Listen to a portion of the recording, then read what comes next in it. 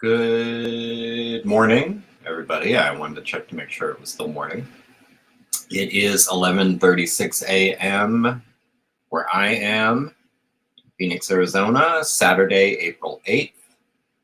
This is Easter weekend. Happy Easter to anyone who observes it.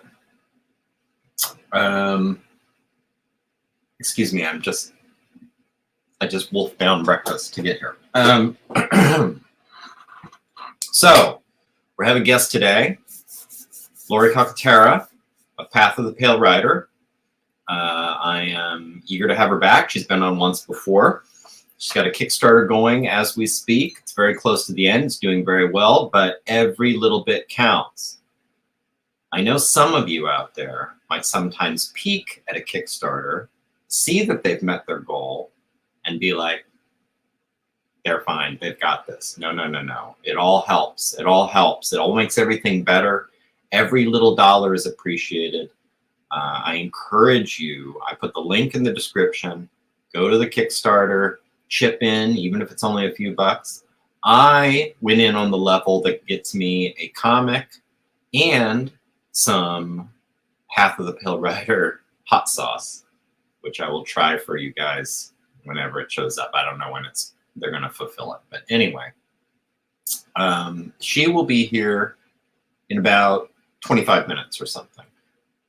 Until then, I'm going to get you up to speed on what's going on with DvsM 1979. But first, you know what time it is? It's time for 3 more books from my library. All right. It's getting harder and harder to... Actually, I'm getting to the point where I'm not sure, like, did I already show this book? I don't know. I'm going to have to maybe start keeping track, like go back and make a list. On top of that, trying to pick books that aren't very similar to other books that I've already shown. Because I tend to get a little obsessed with particular subjects and I'll buy like a dozen books on it. Or a half dozen books on it, and so I'll show you one, and then it's like, well, do I really need to show them another book on the same topic? So now I'm running into that when I'm picking books where it's like, well, I already showed a book about this. I already showed a book about that. Like I'm trying to find something that I haven't shown yet. Blah, blah, blah. Here we go. So for the 3 books, first of all, this is one that friend of the show, Keith Foster, brings up regularly on Making Comics, and it is Stephen King on writing. It is partly a memoir,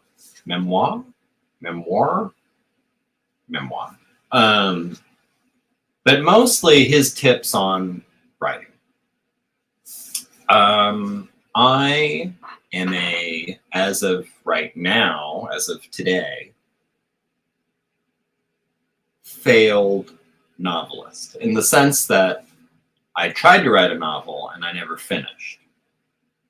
Maybe some people think it's harsh to describe that as failed, but it is what it is. I intend to circle back to it someday. I intend to turn that around and become a successful novelist in the sense that I finished. Anyway, when I was gearing up to start writing seriously the novel, I picked up a lot of different books on writing.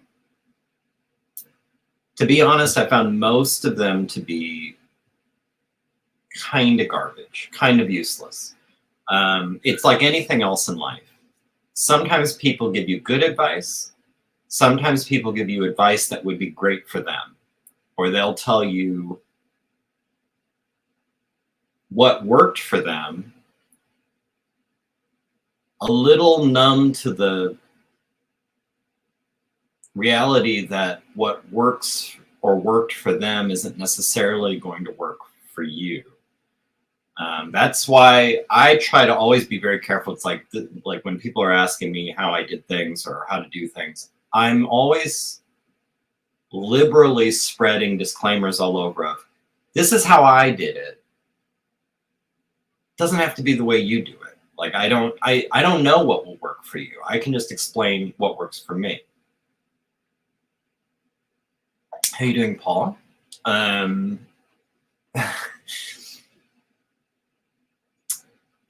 It's going to be 19 minutes, so stay tuned.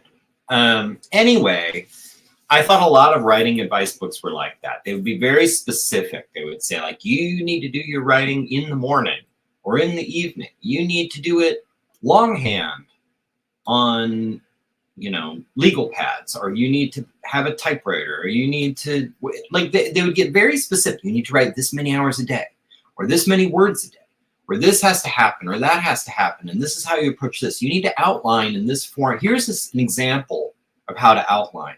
Like, that stuff, I mean, you might luck out. You might win the lottery and read this thing and say, like, yeah, that'd be perfect. But I think most of the time that's just going to alienate people, where it's like, well, I can't really write in the morning. I have a job in the morning, or I can't really do it in the evening. I'm picking up my kids from school, or I don't really think in terms of outlines. That's not how I approach a story, whatever. Stephen King's book, I thought, was really light on the edicts on how to write. It was a lot more just, this is how I do it. This is what works for me. This is what I would suggest. And here are some broad principles just to keep in mind as you're cutting through the forest. That was my impression of this one. And it's the reason why I think it's the only book on writing, like on the actual practice of writing, that I still own. I don't know if I have any others back there, because I thought it was the only one that was worth keeping. Okay, anyway, Stephen King on writing.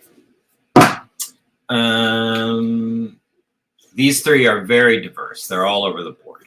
This, just as an example of my passion for the game, Legends of Localization, The Legend of Zelda by Clyde Mandolin. This is a whole hardbound book very specifically on the localization of Legend of Zelda for the Nintendo Entertainment System, which I don't remember I think that's like 85, 86, 87, somewhere in there. What is localization? If you're unfamiliar with that, localization is you take a game that came out in some area, in this case, Japan, and you localize it to release it somewhere else, in this case, the West. Now, that usually is translation, okay? And there's an art to translation. You know, something will be expressed in Japanese to try to express that in English. When you're confined in the number of characters you can do, there's a lot of judgment calls and sometimes controversial changes you can make to make it work within the parameters you're given. So that's a lot of what this is. It's a lot of, for every piece of dialogue that appears in the game, how it looks in Japanese, what that explicitly translates to, and then what we got in the West. There's a lot of that. Localization also would include graphical changes. So usually, which you could shorthand as, I mean, it's not literally this, but censorship. You're modifying the visual look of a game for the unique sensibilities or sensitivities of whatever your destination audience is. So, for example, in the States, especially in this era, the 80s and 90s, there was no sex or nudity in video games. So, and there wasn't any in the original Legend of Zelda, but there were games that did have little hints of that. That stuff gets scrubbed out. They do any visual edits they need to do, so that's not there. They were also very sensitive about religious iconography.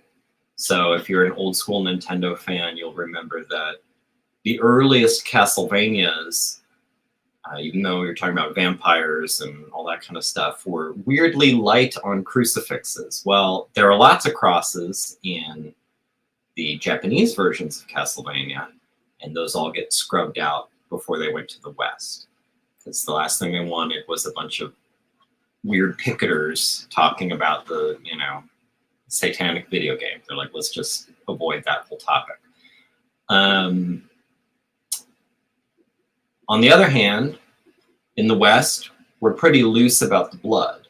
Like, we're pretty loose about the violence. But there are other regions where they have either stricter laws regarding it or just more of a cultural aversion to that kind of violence and kids' entertainment.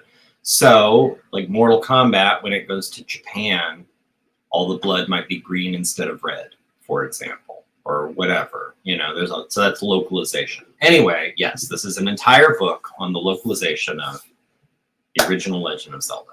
That's how much I love the original Legend of Zelda. I have a book like this. Okay. And then finally, I'm calling back my Latin pronunciation. The Malleus Maleficarum, The Witch's Hammer. This is a translated book it's a witch hunting manual from the mid-ages. I forgot when the original publication was. 1484. Written by Heinrich Kramer and James Spranger.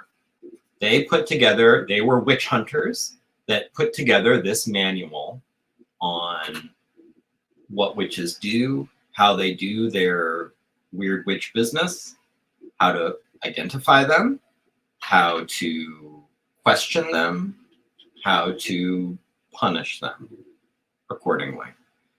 I have this, first of all, I think I probably initially bought it, 25 years ago or something, for just the historical curiosity, just the fact that we still have this thing and it's translated into English and you can read it.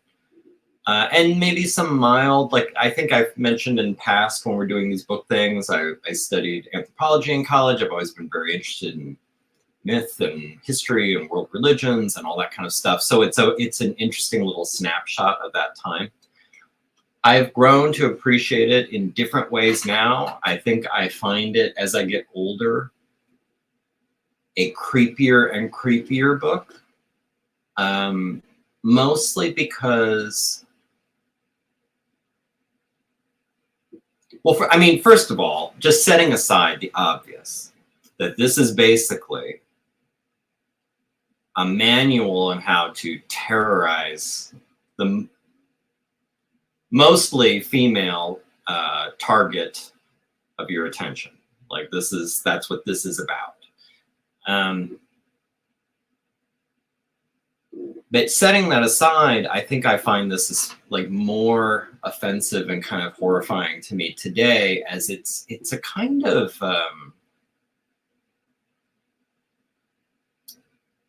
rationalized irrationality. And there's something about that always creeps me out. And I think I was thinking about this recently because when Josh Kemble he kind of went through a period of a week or so where he was interested in listening to people debate with flat earthers. And flat earthers and young earth creationists and the QAnon people and all of these, like even conspiracy theory people, you can kind of sum them all up as they take a irrational original premise and then build this artifice of rationality all on top of it, and it gets irritating to argue or debate with if you lose sight of the fact that you don't even accept the initial premise. The initial premise here being there's such a thing as witches and they're doing the devil's business and they're all around us. And so if you're a medieval person, you accept that and then all of this makes sense. But if you don't accept the initial premise, well, then this is just legislated savagery, and I think that there's something about that that's really interesting to me, and more so maybe now, especially since I work in the criminal justice system, and I'm sensitive to this idea of how law can be used as an instrument of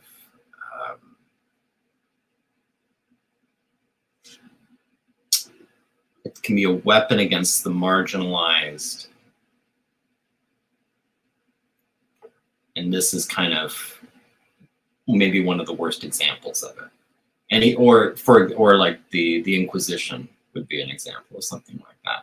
Like, let's find a way to turn the gears of law and order against the people that we don't like. Anyway, it's an interesting little thing in my library. Every once in a while I flip through it. It's pretty wild. It's pretty interesting too. If any of this sounds vaguely interesting to you, you should pick it up. Okay. 3 books from the library. Let me check on the chat, and then I'll give you a DvsM 1979 update.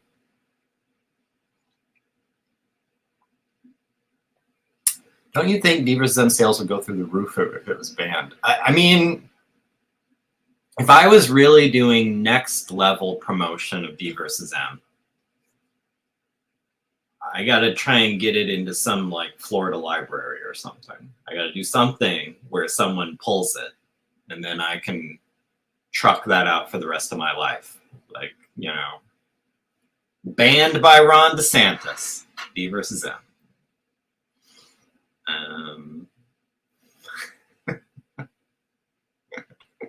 I'm assuming this is a reference to the witch's hammer. Good of you to not say anything. Rise above. Take the high road. Okay. Quick update on DvsM 1979. Where am I at with it? I have gone through for a proofreading check and a visual edit check. I made all the changes that jumped out to all the problems that jumped out to me. I made all those changes. When I say finished, it's all like this, because anything could change until it goes to print. But I finished the front and back cover. I have the back cover blurb. I have the parental warning icon all up, like created. It's all good, I think. And I've sent all of that off to Christopher, the very good, whose channel you should subscribe to, Christopher Runsman, who volunteered. I think I was talking about this last episode. I needed a set of virgin eyes to look it over. Someone who did not read the script, who does not know what the story is, who has not seen any of the pages as I was working on them, someone who's completely fresh to like look at this and spot anything that's potentially a problem before I send it off to print. So it's sitting with him as we speak. As soon as I hear back from him, that will determine like, okay, are there changes I need to make, or is it fine, or what, you know, I don't know what the result of that will be. So I'm in a holding pattern with that. In the meantime, this weekend, my goal, this Easter weekend, because I don't really do anything for Easter, and I'm a pagan, so I'm not really a pagan. Someone's probably identifying as pagans, right? I don't even know what that, no.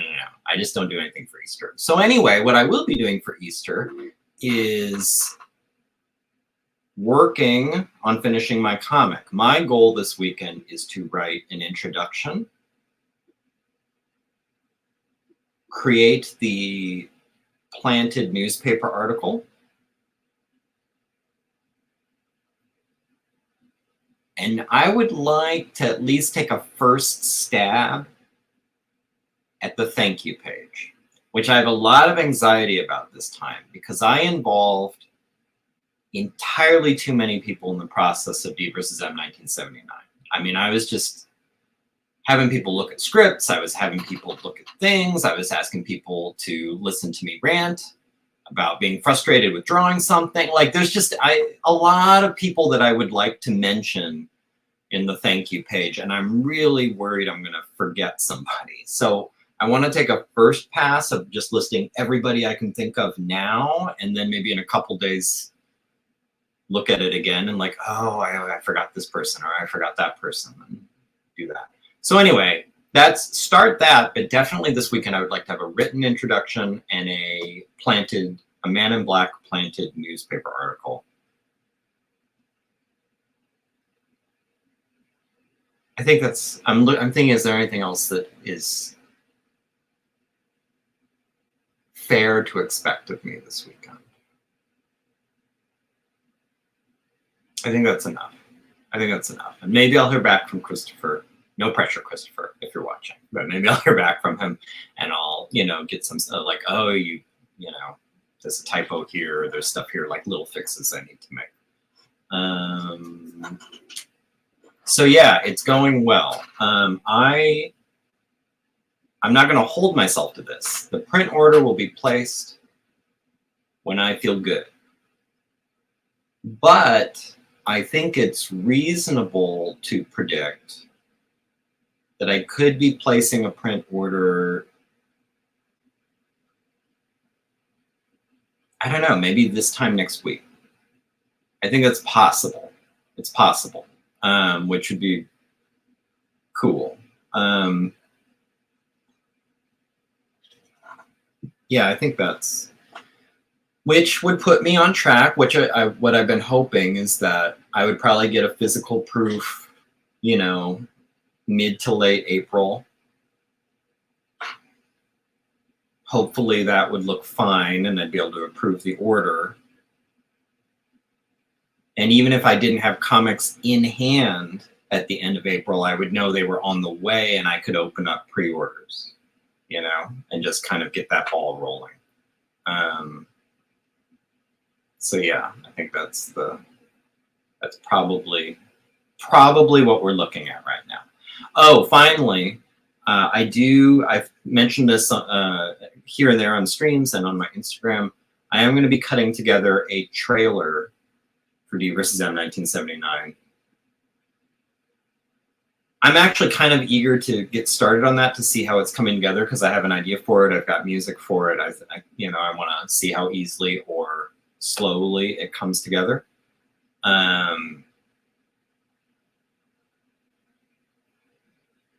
But that might be another thing this weekend. If I find myself in a lull and I'm not feeling the writing, I might hop back and forth between writing introductions and fake newspaper articles and cobbling together a trailer for the comic. I probably won't release the trailer until I know an on-sale date. Like that, it'll be the same thing. It'll be trailer and announcement of when you can order this thing. I really think, now that I'm talking it out, I don't think the trailer should release until you can actually order it. So it shouldn't just be announcing an on-sale date. It shouldn't be like a movie trailer where it's like DvsM 1979, available to buy in 2 weeks. Like, I think it should be DvsM 1979, on sale now, and then there's a link to go buy it. I think that's the way to do it. So you probably won't see a trailer till the end of the month, but I'm going to start making it, I don't know, maybe this weekend. All right. Now, I'm going to check up on the chat, and then we're going to have our guest on. Let's see here.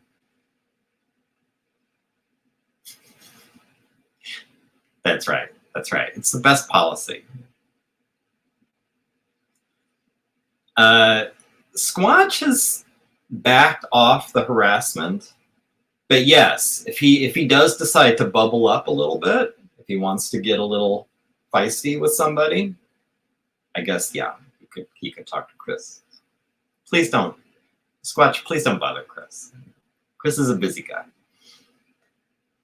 Why do I hate the Easter Bunny? I don't hate the Easter Bunny. Don't. Okay. Ladies and gentlemen, I don't remember the last time, how long it's been since we've had Laurie on.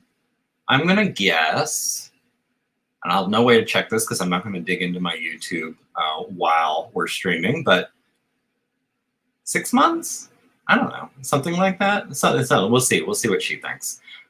She is the writer of Path of the Pale Rider, which I really enjoy. I encourage everyone to check it out. As I mentioned at the outset, there is a link in the description to her current Kickstarter. She's going to tell us all about it. She's going to tell us all about what the latest book is going to bring us. And then I am going to just use her for intelligence on how to promote a Kickstarter. I'm just going to absolutely take advantage of, like, look, because as we'll get into later this year, I think I would like to do my first Kickstarter.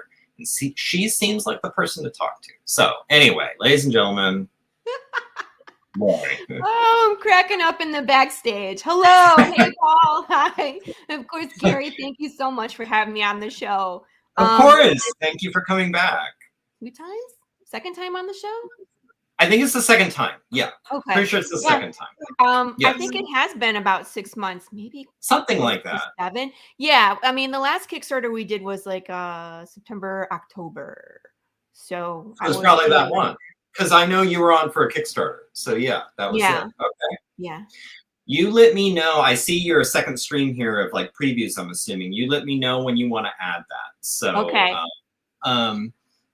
So right off the bat, let's get the most important thing out of the way. How is the Kickstarter going?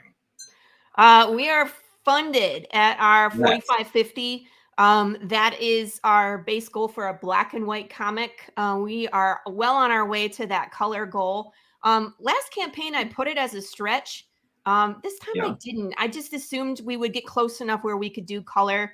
I was pretty confident. We hired a colorist already. Wow. So, you know, we're going to do color again, whether it means I got to pay out of pocket again or not. But if you have seen, and you have seen our issue 1 versus our issue 2, there was a huge difference. And black and white is cool. And I have nothing against black and white, especially when we're a Western, it works. But to see the world in color really changed everybody's perspective of Path of the Pale Rider. So we would like to continue in color from here on out.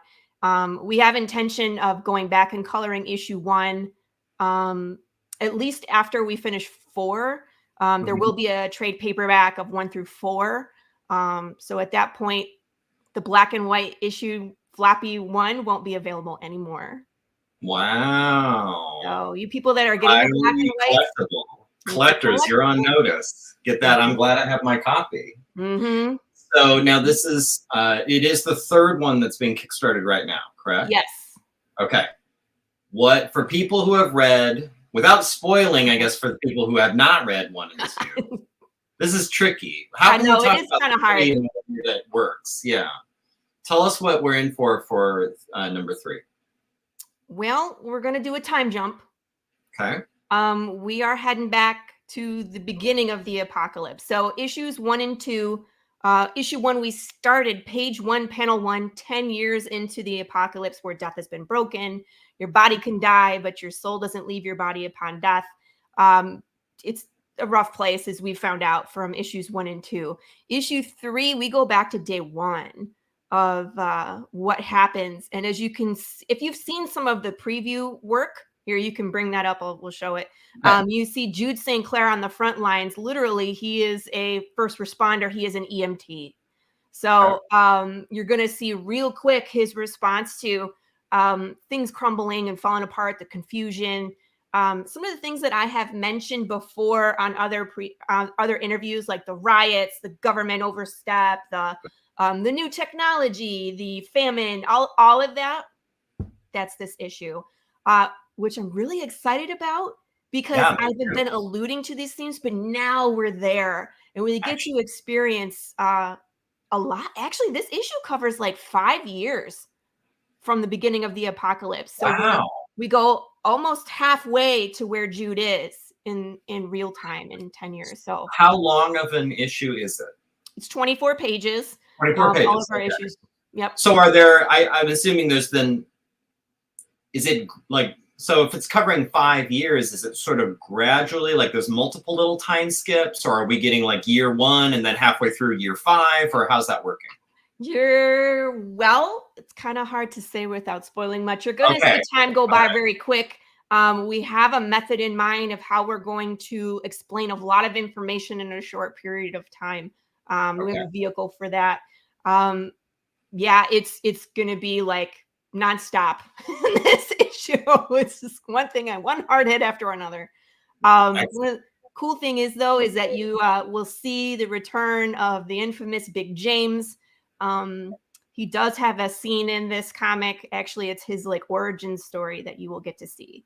Wow. Mhm. So you're kind of seeing two characters' origin stories in this one. Yeah, and it's like it'll happen quick. But if Jude was paying attention, He he would would have know. seen it. Yeah. And maybe it So didn't dawn on him right then, but maybe 10 years in the future when he comes across Big James again, it's like, oh shit. I'm intrigued. So from a writing perspective, Yeah. how early I guess when we're talking about backstory, of course there'd be two ways to handle that. You can just sort of pepper it throughout current, or you could actually do what you're doing here and go back and let's skip back and talk, like basically do a flashback. Right. How early on did you make that decision? Do you know right from the start, it's like, oh, I like the idea of hopping backward? Or did that take a little while where it's like, yeah, you know what, I think I could have more fun with this if we hop back. Like I thought maybe I could just allude to the past, but I want to go back instead. Like, how did that work? I've always from the beginning, when I wrote the script, remember I wrote it as a screenplay. So this was actually a full-length movie, which if you look at it that way, it makes much more sense that the first two issues are kind of like the intro into the movie where we see, the hero show up. We see him make a lot of decisions. So it's almost like a save the cat intro in issue 1. And for people that don't know what I'm talking about, it's a screenwriting reference where you show your main character in the first few minutes and you ask the question, if there's a cat in a tree that needs to be rescued, what would your character do? And that kind of shows the reader a lot about your character, whether they choose to save someone or not. And creates stakes. Creates because people, even whether they care about the character or not, there's this cat that needs to be saved, and that will engage them. So right. And in Jude's case, it was, there was that little girl he was talking to, and then of course his relationship with his horse. So those are just kind of his introduction. And then in issue 2, we get to see him meet living people. So again, I'm kind of alluding that there's undead and that there's zombies, but nobody really knows what that looks like from human to human contact until we get to issue number 3.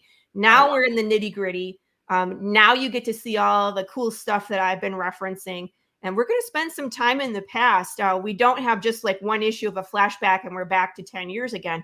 You're going to get through 5 years, and then you're going to see other stuff that happens to Jude that really is defining for his character. What sets him on this path? What makes him so determined to find the answer and willing to risk anything, everything to do it? Is really his defining character, I'm very excited. I'm also excited by all the alt covers. I forgot which one I picked for the Kickstarter. I'm also excited about my hot sauce. Yes! I know, I'm so excited for this. Yeah, we can take that down for right now. Oh, okay. Plus, I don't want to spoil anything by accidentally clicking on it. We do have hot sauce for people that are interested. It's Path of the Pale sauce. It's a 5-ounce. It's basically a free sample because you're getting comics. We kind of threw it in there as a gimme. It's really good. It's good on like fried chicken. I have it on pulled pork, tacos. It's like a barbecue. Really good in Bloody Marys. Oh, now you're talking my language. All right. Okay. No, I'm excited. I am a fan of almost any kind of hot sauce I meet, so I'm looking forward to it. That cracks me up because my friend Chris Brown from Laughing Rogue, he's the one that put it together, and he was just like, wouldn't it be funny if we put Big James on one and called it Path of the Pale Sauce? And I was like, ha ha ha, let's do it, right? So I got like one, and he made like a small batch. It wasn't a lot. And I put a picture on Facebook, and everybody was like, how do I get it? How do I get Yeah. I think I was one of those people. It's like, I was like, yeah, sure. You're like, how do I get this? And I was like, I was not anticipating this. I was like, putting hot sauce on the next campaign. What a blast. So now this, I'm curious about this. Now, so you're about to have 3 books out, as Yeah. I am too. And it's a little different with you because mine are all standalone. So when people say like, well, which should I read first? I always have to be like, well, it doesn't really matter. You know, Right. you can kind of, I mean, I think you get the most out of it reading it in release order because I'm being intentional about which one I do next and I see a flow there. Right. But I try to write them in a way where whatever, you know, this one's Mhm. about Men in Black, this one's about a eyewitness, and this one's about scientists. Which one sounds best to you? And just let them pick. Now yours, it's more linear, with maybe the exception of this third one, but is the third one written in a way where could you read it first? Or do you think you need to know some of these characters to get the full impact of 3? Technically, I think you could start at number 3, and then when we get back to the time jump, do 1 and 2, and then I think it's like 6 we get back. So technically, I think it would flow that way if you wanted to. However, we are changing something in this next print run. So Okay. issues 1 and 2 will be slightly different. And I Oh, think that will actually help readers read it in the order it's intended. Because again, when people see our cover and they're kind of like, oh, it's zombies and cowboys, it's another Walking Dead ripoff. mhm. And we're not. Right. So You're what not. it You're is, absolutely not. Yeah. no, I will say so different, I have a pretty pronounced degree of zombie fatigue. In right? and I really enjoyed your books. So like it's different enough where it's like if you're like me and you're like, ugh, I'm kind of over it. It's like that's fine. Like there are some that are still doing something different enough where it's okay. I think yours is an example. Scott Serklin's is an example because you have that Mhm. sort of Goonies kind of thing, you know, Yeah, where it's like it's fresh. It's not just Walking Dead, but with cowboy hats. It's different. right. Yeah. Right. It's very much not because again, the zombies are still people and they're Yeah. just them in their bodies as they decay, which makes it, in my opinion, more terrifying because Way more. Yeah. The body you're horror. aware of what's going on for a while and then you aren't. And then you're a risk to everybody, but they have this emotional attachment to you. So it would be so Yeah. hard to watch someone kind of go through that and then be like, sorry, we can't, we have to kick you out of the house because you're dangerous. Good Yeah. God. What if No, it's it's your that's mom? What if it's your kid? What if it's, and what if you have no control? What if it's your neighbor? right. Well, So, and it to me, that's part of why I really enjoy it. It it addresses, I think, something that's always, and this is a very narrow thing. This is very personal. I don't know if most people have this problem. It addresses to me, which is sort of a off-putting, I think, appeal of the zombie genre, which, and I could be wrong, but sometimes I feel like a lot of it is aimed at what if we could slaughter people without conscience? yes. And Like, I've said what this if it, like, before too. let's have something that looks like a person, walks like a person, sort of, shambles a little, but Right. basically is a person, and we're just killing them wholesale, and it's fine because they're not really people anymore. You Right. know, like, and to me, it's like, this is kind of a weird wish fulfillment. It's like, I wish I Yeah. could kill people and not feel bad. Like, that's Right. kind of a Right. Because strange, like, yeah, murder is obviously not okay, and it's right. taboo to talk about, It's like, like, why are we someone fantasizing about this? Why are we right? making this entertainment? But and that yours addresses that. Right, they're still Yours basically people. makes it like, no, no, no, this isn't just like murder porn. This is Right, something. There's something more. You got to think about the ethical, like moral complexity of the situation. right, and we have a lot of them, not just with people, but, like, there's animals, so Right. it's like, now we can't eat meat anymore because the meat is still moving, the animals don't wanna be Right. butchered, your hamburger is moving while you eat it, like, it's just gross, right? Right. Right. It's Yeah. not what we want. But again, then we switch to vegetables, but then pesticides don't work on insects. And so now we have full out famine because of this situation. Right. So it just creates like all sorts of layers, and it's like hungry people don't make good decisions. And of course, now we're blaming the undead for a lot of the stuff that's going on. They become the new minority. We take away rights without thinking like that's going to be me next. You know what I Right. mean? Would I Right. want to be treated that way? Right. And things happen very quickly. And then they start fighting back. Right. So, Yeah. so let's It's put it back very, to the way it was. Let's follow yes. Dean St. Clair and see if he can do it. Right. Yes. Yes. This Right? needs to be fixed Right. because, yeah, right. No, this is, It's a bad it's a day great, if he can fix it. if he But can. if he But it's a can. great twist on like this kind of pervasive concept. And I mean, maybe that is, speaking just more academically, maybe that is the perk of when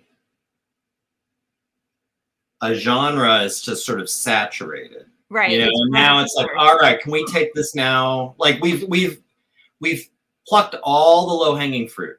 You know, we've done everything we can with this that is very like, okay, obvious, that would be fun. Now we have to go next. To me, like going back to comic type ideas, like Logan would be a good example of something Right. like we've done all this superhero bullshit. the You Wolverine. know, like, and you get it, you get it, you get it. Now, how do we, you know, make this a little more interesting? Okay, Right. well, let's, you know, and that's when the Tell us. interesting ideas start coming. Right. But I mean, that's kind of what happens with every genre at some Yeah. point that's been around for a while. Like zombies started out as something completely different. They Yeah. were alive people that were either surgically fixed or whatever by a voodoo doctor, right? They were slaves. They were meant for labor, but they were autonomous, right? And you would just tell them what to do and they would do it. They weren't eating anybody. Right. It wasn't until George Romero showed up that we Yes. now had slow moving zombies that looked very people like, you know, and would try to eat you. And they were only dangerous in numbers because Right. you could outrun them, you could push them, right? They weren't very smart. They were slow. Yeah, but if you had a mob of them, Right. It was Yeah. dangerous. And we saw that in his movies. And then it was like, we got to the 80s, we got the big situation, like in the mall with the lots of, we got very gory, Yeah. very fast, right? Yes. Yes. The gore went straight up. And then in like the 2000s, we got fast moving zombies. Yes. We had 28 days later. 28 days later, where it was like more of an infection. So again, it went from like supernatural to now it's viral, right? So it was depending on what was going on in time and what people were afraid of, it showed up in our culture and in our entertainment that we consumed, in horror specifically, the things that we're afraid of. And that's why I love horror. It's such a insight into the human psyche of what are we afraid of right now. Because remember in the 50s, it was like Godzilla and radiation because nuclear. Science running amok. It was like, and like powers that we can't control. It's, too big, huge, too big. Giant things, radiate, right? And then it was like after fast zombies, it was quick infection. And then it became, it's not just when you're bitten, then it's Walking Dead, it's everybody, right? Right, yes. And now we're up to the Last of Us, where it's like, it's an infection, but it's fungal. You know what I mean? Based off of science, thank God we can't, you know, there's some other crap going around right now that's fungal, which is scary. But based off of science, and it's interesting, you know, to us. So which, by the way, did you watch Last of Us? Of course. And how did you? Okay, so I without prejudicing you, 1 out of 10, how did you feel about it? I would say 9.5. Yeah, I would. I loved it. I loved it. It was really good. It was well acted. There was some harsh realities in there that I think kind of slapped people in the face with some issues or episodes. I go in between, sorry. But I think overall it checked most of the boxes. There was sometimes I wish I would have seen a little more. Like when Ellie was in the mall with her friend, we didn't get to see her friend turn. Right. But she told us about it. I think they had some cool Easter eggs in there. Like the actress that would actually voiced Ellie was her mom. Right. And the one who did Joel was the Cannibal Preachers #2. Yeah, you know, so like, they tried to work everybody. Yeah. That No, was it a was. messed up episode, wasn't it? Like she had Oh, PTSD so that was from probably one. one of my favorite. I mean, everyone talks about episode 3 as being their Right. favorite, and I would have to agree. Like that, I think that's my favorite. But yes, the one with the little commune in the resort town, that was so good. And it's like Oh, good. a lot of times. Well, again, I've played the game, so I can see, Yeah. what's coming a lot of times, and I'm Yes. warning my husband, like, this is what this is, and he's just Yeah. like, stop telling me. I was like, oh, Ellie, girl, no. Yeah. No, it was great and fun. Even though I just said whatever 15 minutes ago, Right. Zombies have been over. the zombie thing's kind of played out, and this idea that they're these kind of mindless, it's fine to kill them. Like that, also that criticism could be leveled at Last of Us, but I think it's avoided because they went so hard on the character stuff. Yeah. Like they made you care about these people so much and believe them as fully flesh and blood individuals with interests and competing agendas and all of that. Yeah. That you kind of forgive, like, okay, this is just mushroom zombies rather than zombies. Like whatever, but it's fine because that's not really the focus. So in my opinion. But I think the extra scenes they put in the beginning of episodes 1 and 2 were so important for those people who had not played the game to understand what was going on. So those extra things I think were really important. Speaking of extra things that are extra, this is what I was referring to. You put the picture back up? Yes. So issue number 1, we had a quote page. Right. Yes. And I had these symbols and I had a quote about souls. The biggest problem with souls is that they realize that they're damned in hell. We're changing it to pages from Jude St. Clair's journal. So issue 1, the pictures start 10 years into the apocalypse. But the first page you're going to see is the first day. This is March 5th, 2020. That's the day death broke. So you'll get to read a page from Jude St. Clair's journal. Each one is progressive into the apocalypse starting at the beginning. So if that will help people comprehend exactly what's going on, because again, book 1, you're like, there's no people zombies. There's just a hand and there's an undead bear.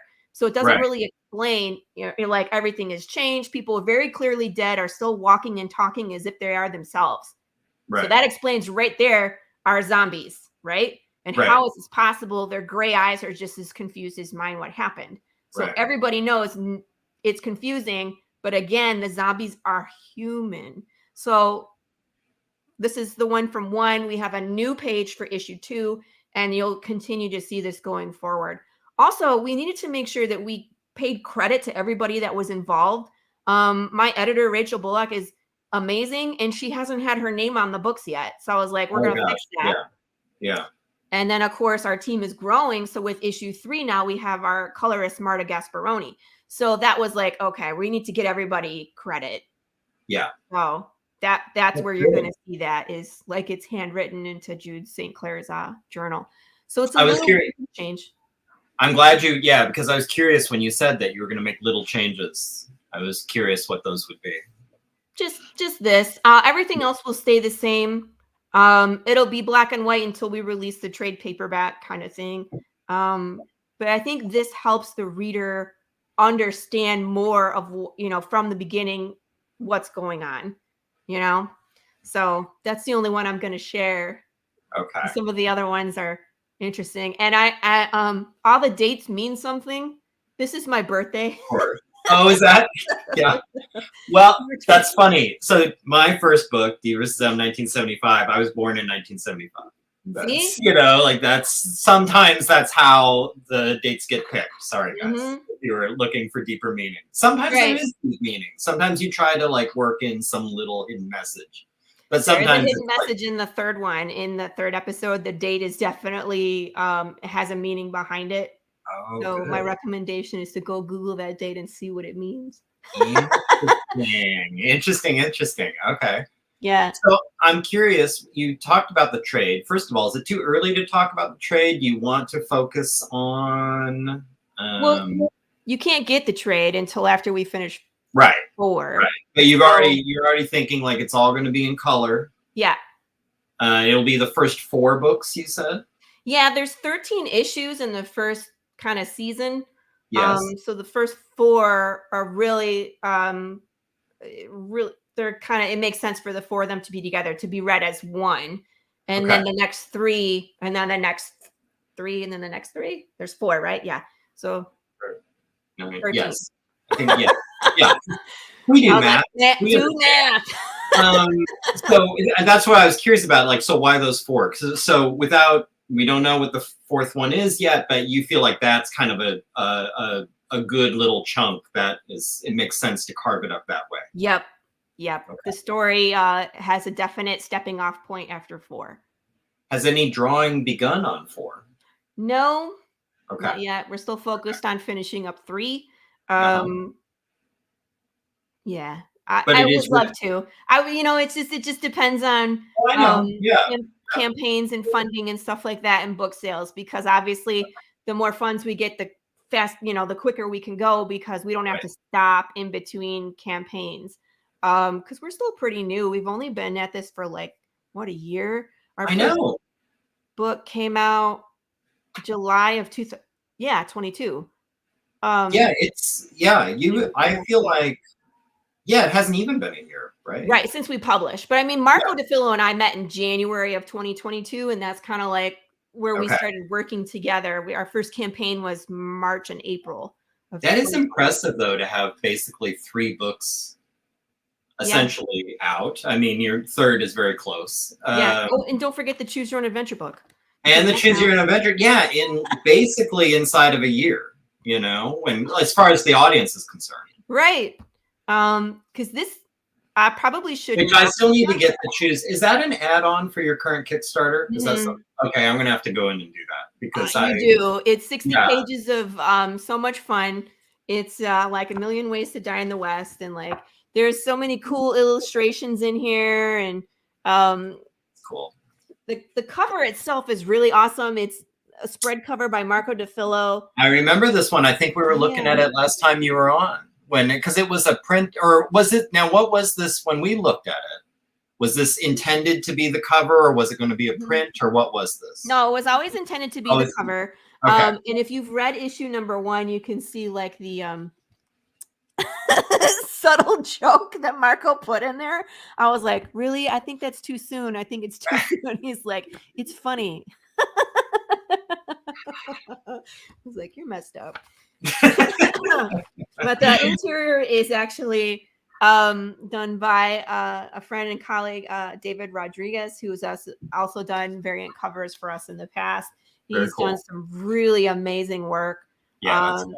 And this is the coolest part of these, is that some of these characters show up in the main story, and they're terrifying. They will mess you up, right? And when Jude St. Clair meets them, you're going to be like, oh my God, that's the Skinner. Run, run. But he has no clue who they are. He doesn't know, because he didn't play the Choose Your Own Adventure. Exactly. Right. He lives in the pages. So you, the reader, will understand more about what's going on than like Jude does. That's fine. It's just a lot of fun. I built a save spot in there. So if you get past halfway, you only have to go back to half. You know what I mean? You don't have to go all the way. Oh, nice. You can't end up dead and then have to circle all the way. Okay, good. Right. So once you get to about page 29, then you just go back to page 29. I have not thought about this in probably 35 years, but I remember when I used to do Choose Your Own Adventures, the move was always, so you'd see your choice, you would keep a finger on that page. So in case your choice was wrong, it's like, wait. Go back. Yeah. I didn't do over. Yeah. So you're reading a book with like your fingers kind of saving all these different pages just in case. I was the same way. So I go read it and be like, I don't really like where that's going, and go back. Like, no. Oops. I don't want to show you the text on these. I just want to show you the images. I love the ink splatters. He did such an amazing job. I had to manufacture a bunch for, especially this latest book. There's a bloody kind of last act where I needed lots of just blood all over. So, and it's actually kind of, that's why I'm admiring that. It's like, it's a little tedious to get the perfect little splatter.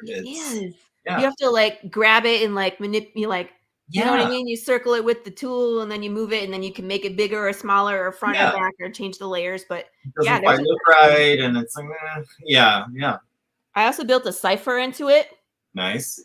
Because it's not a Laurie Calcaterra book unless there's a riddle to solve. There's got to be a cipher. Yeah. I actually, for my latest, I had to, because I was tired of refiguring it out every time. It'll never be released because I don't want people to know, but the aliens in my book, they have their own language and they'll have dialogue bubbles, which I don't translate. The point for the reader is just, you can see that they're talking about something. Like that's, I like that mystery of like, I want it to be the same as if you were actually overhearing this. So you don't know what's being said. You just know that something's being said. And I want it, the reason I just don't do nonsense is because I want it to look like there's a method. Like you can tell there's something here. Like they're saying something, but I don't know what it is. I used to just figure it out for the first time every time, and it was getting really tedious in this latest book. So I actually made myself, it's right, I can see it right there, a cheat sheet like of the alphabet with the alien translated. So I can just very quickly like, okay. And put it in so, there. Yeah, but I love, every one of my books has some kind of a weird coded something. That's awesome. Yeah. I'm going to be trying to solve it like, this says what now? Yeah. Yeah. I encourage people to try. I don't think they'll crack the alien language, but there is a government cipher that appears sort of throughout. I use it for my dedications. I use it for like little coded messages on the cover and stuff. That's something I think someone could, if they really sat and wanted to puzzle it out, they probably could. But challenge accepted. Yeah, there you go. Give it a shot. I'll give it a shot. I eat that stuff up. You know what I mean? Like I love it.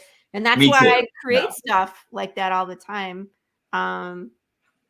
Yeah. It's so much of what I think we put in is it's because we like it, you know? Like I like to have the weird little codes. I've always liked the idea ever since League of Extraordinary Gentlemen Volume 2, which opens, for those who haven't read it, it opens on Mars with Martians talking, you know, to John Carpenter. And it's pages and pages of untranslated Martian text. And like, and they just, and, you know, like, I just love the ballsiness of just like, I'm just going to do pages and pages of aliens talking, and I'm never going to translate it. You're never going to know. Yeah, I just thought it's great. That's so much fun. So that was part of that kind of, there's 2 pages in this book that I'm finishing that are sort of an homage to that, where you see 2 aliens talking and you don't know what it's about, but you can try and intuit based on what they're doing, but you don't really know. I love it. I love spoilers with no context. It's so fun. Oh yeah, no, and DvsM, it's all about the spoilers, but I hope us too. I'm not talking too much. I mean, I'm trying to drip out DvsM news until I get to the point where it's actually on sale. But for those who are fans of the series, I will say, and I think you'll be able to appreciate this, you'll know what I mean. If you like DvsM, it is the most DvsM-y of the DvsM. So like the equivalent for you is like if you did a Path of the Pale Rider, where it's like anything you like, this is like the most of that. It's like really like the most distilled Path of the Pale Rider you've ever read. Number 8. I keep talking about issue number 8. When we get to number 8, you guys, I won't even be able to talk about it. I'm just going to be like, you just got to read it. Nice. You just got to read it. Nice. So what is the rate then, right? It seems so, okay, the first one came out last summer. Right. So you're doing like one every 4 months, more or less? We would like to do that. I mean, this last campaign, we had a print job debacle. So the book was done in January, but the printer I don't even want to go into detail. It was a debacle. We finally got it fixed, but here we are in April. But that's why we're campaigning now. I was ready to campaign in February. But I was like, I kept pushing it back because I wanted to fulfill the books. That's like one of the, you don't fulfill the last one, but you're campaigning for the next one. It looks bad, looks bad. right? Even if you communicate, but it's like at some point I was like, guys, if we don't campaign now, we're not going to be able to campaign again before the end of the year. This will be Yeah. it, right? Yeah. So I was like, and the fans overwhelming were like, push the button, we're ready. And I was like, Yeah. okay. So I did, but typically we would like to do 3 a year, pushing towards 4. If we could do one every 3 months, if the Kickstarters start to grow financially and I can keep these guys working without, stopping, Yes. and then the Kickstarters keep rolling in just to replenish and they keep working, we could do 4 a year. That's the goal. Now, whether we get there or not, it just depends on artist availability. Now I have 2. Kickstarter success. It depends on print job and book sales, and there's a lot of moving parts, obviously. Sure. But if we can, we absolutely would. If money Okay, was well, the object, we would. I think we've now officially broached the Kickstarter part of the interview. I have many questions for you because, and this is great because I have been thinking about, I think I want to do my first Kickstarter maybe in the fall or early winter, and I want to do a trade of the first 3 DvsMs. That's my initial thing. So now I'm going to start picking at little things you're saying. Yes. Tell me, what is your financial approach to Kickstarters? Are you doing it to, how much of it is to fund the one you're actually kickstarting, and how much of it is to get seed money to start getting the second one rolling? So for example, this current Kickstarter, you don't have to get specific, but like how much of it is to get that one printed and how much of it is to like start hiring artists to get the 4th one going? Well, I like using the same team. But financially, what I usually run on a Kickstarter budget is, how do I explain this? I do the first 4 pages as a preview, and those are obviously paid. I'm out of focus. Focus, camera. So then I'm picking up from page 5 through the end of the comic, and then the first 4 pages of the next one and the A cover. That's what I'm including in my budget. Okay. Okay. So the reason for that is that once I get all those dollars, we can complete, from page 5 to the end, and then start working on the next one so that those pages are ready for preview on the Kickstarter. And then again, the next Kickstarter is page 5 to the end, and then the first 4 pages in the cover.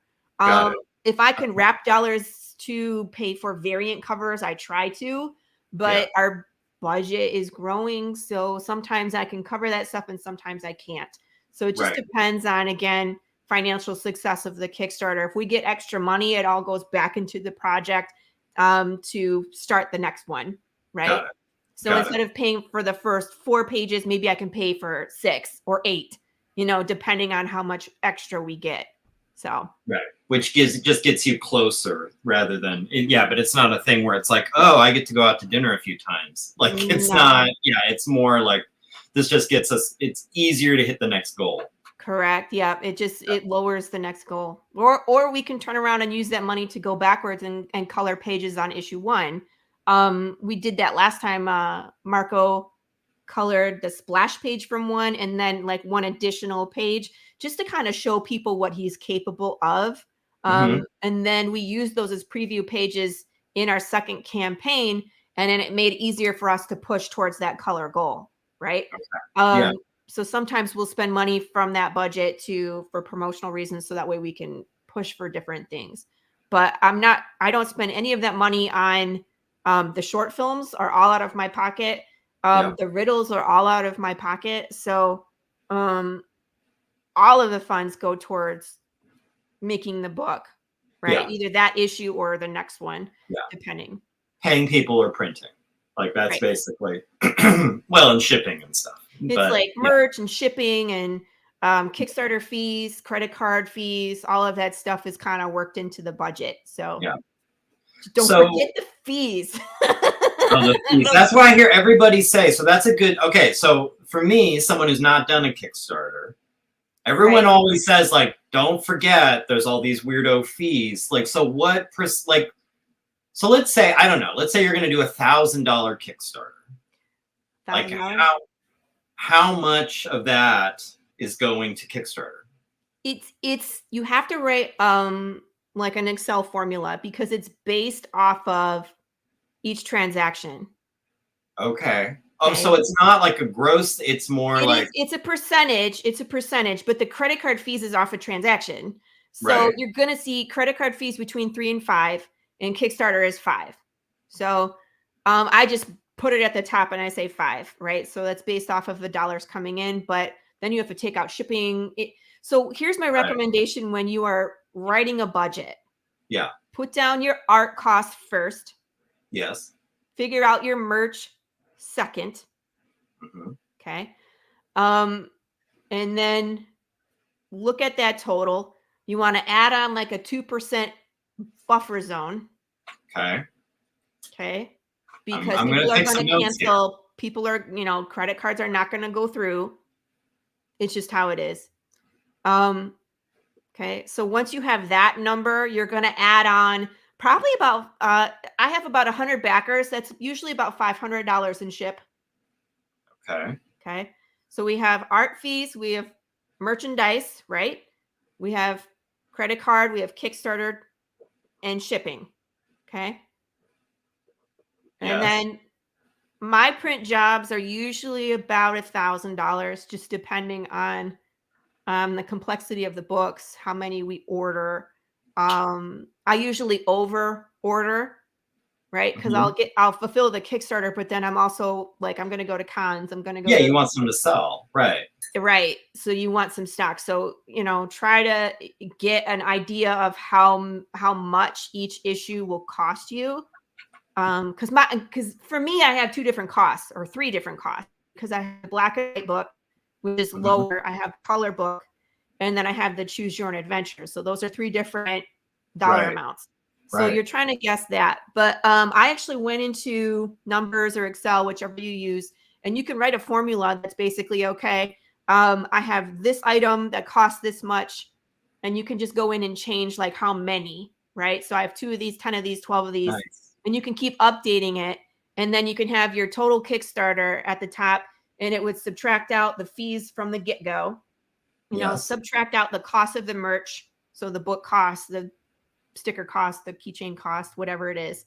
And then you hmm put your total ship and it will subtract that from there. And you can see your net profit, right? Got it. Okay. So I put in my artist fees and everything in there. So it's like from where we are right now, I can see I got to make like another $327 of profit to be able to cover everything.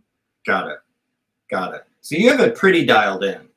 Yeah. So what is something that you do differently now when you're trying to figure it out than you did the first time? Like what's something you learned now that you've done this a few times that, or did you have the right head for it right from the start and you haven't really changed anything? No, come on. Let's be honest. Everybody I don't know. learns. I think I'm a lot more savvy when it comes to realistic numbers because like I was, Okay. you're guessing and you don't know how many Yeah. backers you're going to get. You don't know, Right. how much your print job is really going to cost you until you do it a couple times, right? Yeah. My first print job was about $500. My second print job was double because now we have 2 books, right? Right. Right. So, I didn't take that into account. I was like, Yeah. whoa, right? So being able to write that formula really helped me figure out like, okay, this is what this is going to cost me. Right. So that's really one of the things that helps is I can kind of monitor as the Kickstarter goes, like, because people are like, yeah, you're funded. I'm like, still need $300. Like, Yeah, it's no, still what are you not talking right. about? Like, we're Yeah. not there yet. Yeah.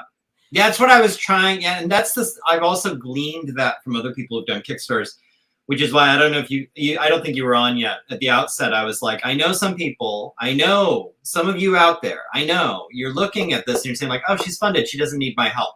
Yes, she does. Yes, I do. Like, you don't get fooled by that. Like, I've heard this from lots of people who've done Kickstarters. Like, that's just the minimum kind of goal where it sort of works. Like, you could always use more.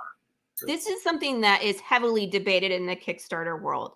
Where do you set your budget? Right. Do you set your budget where you actually need it? Or do you set it at $500? Yeah.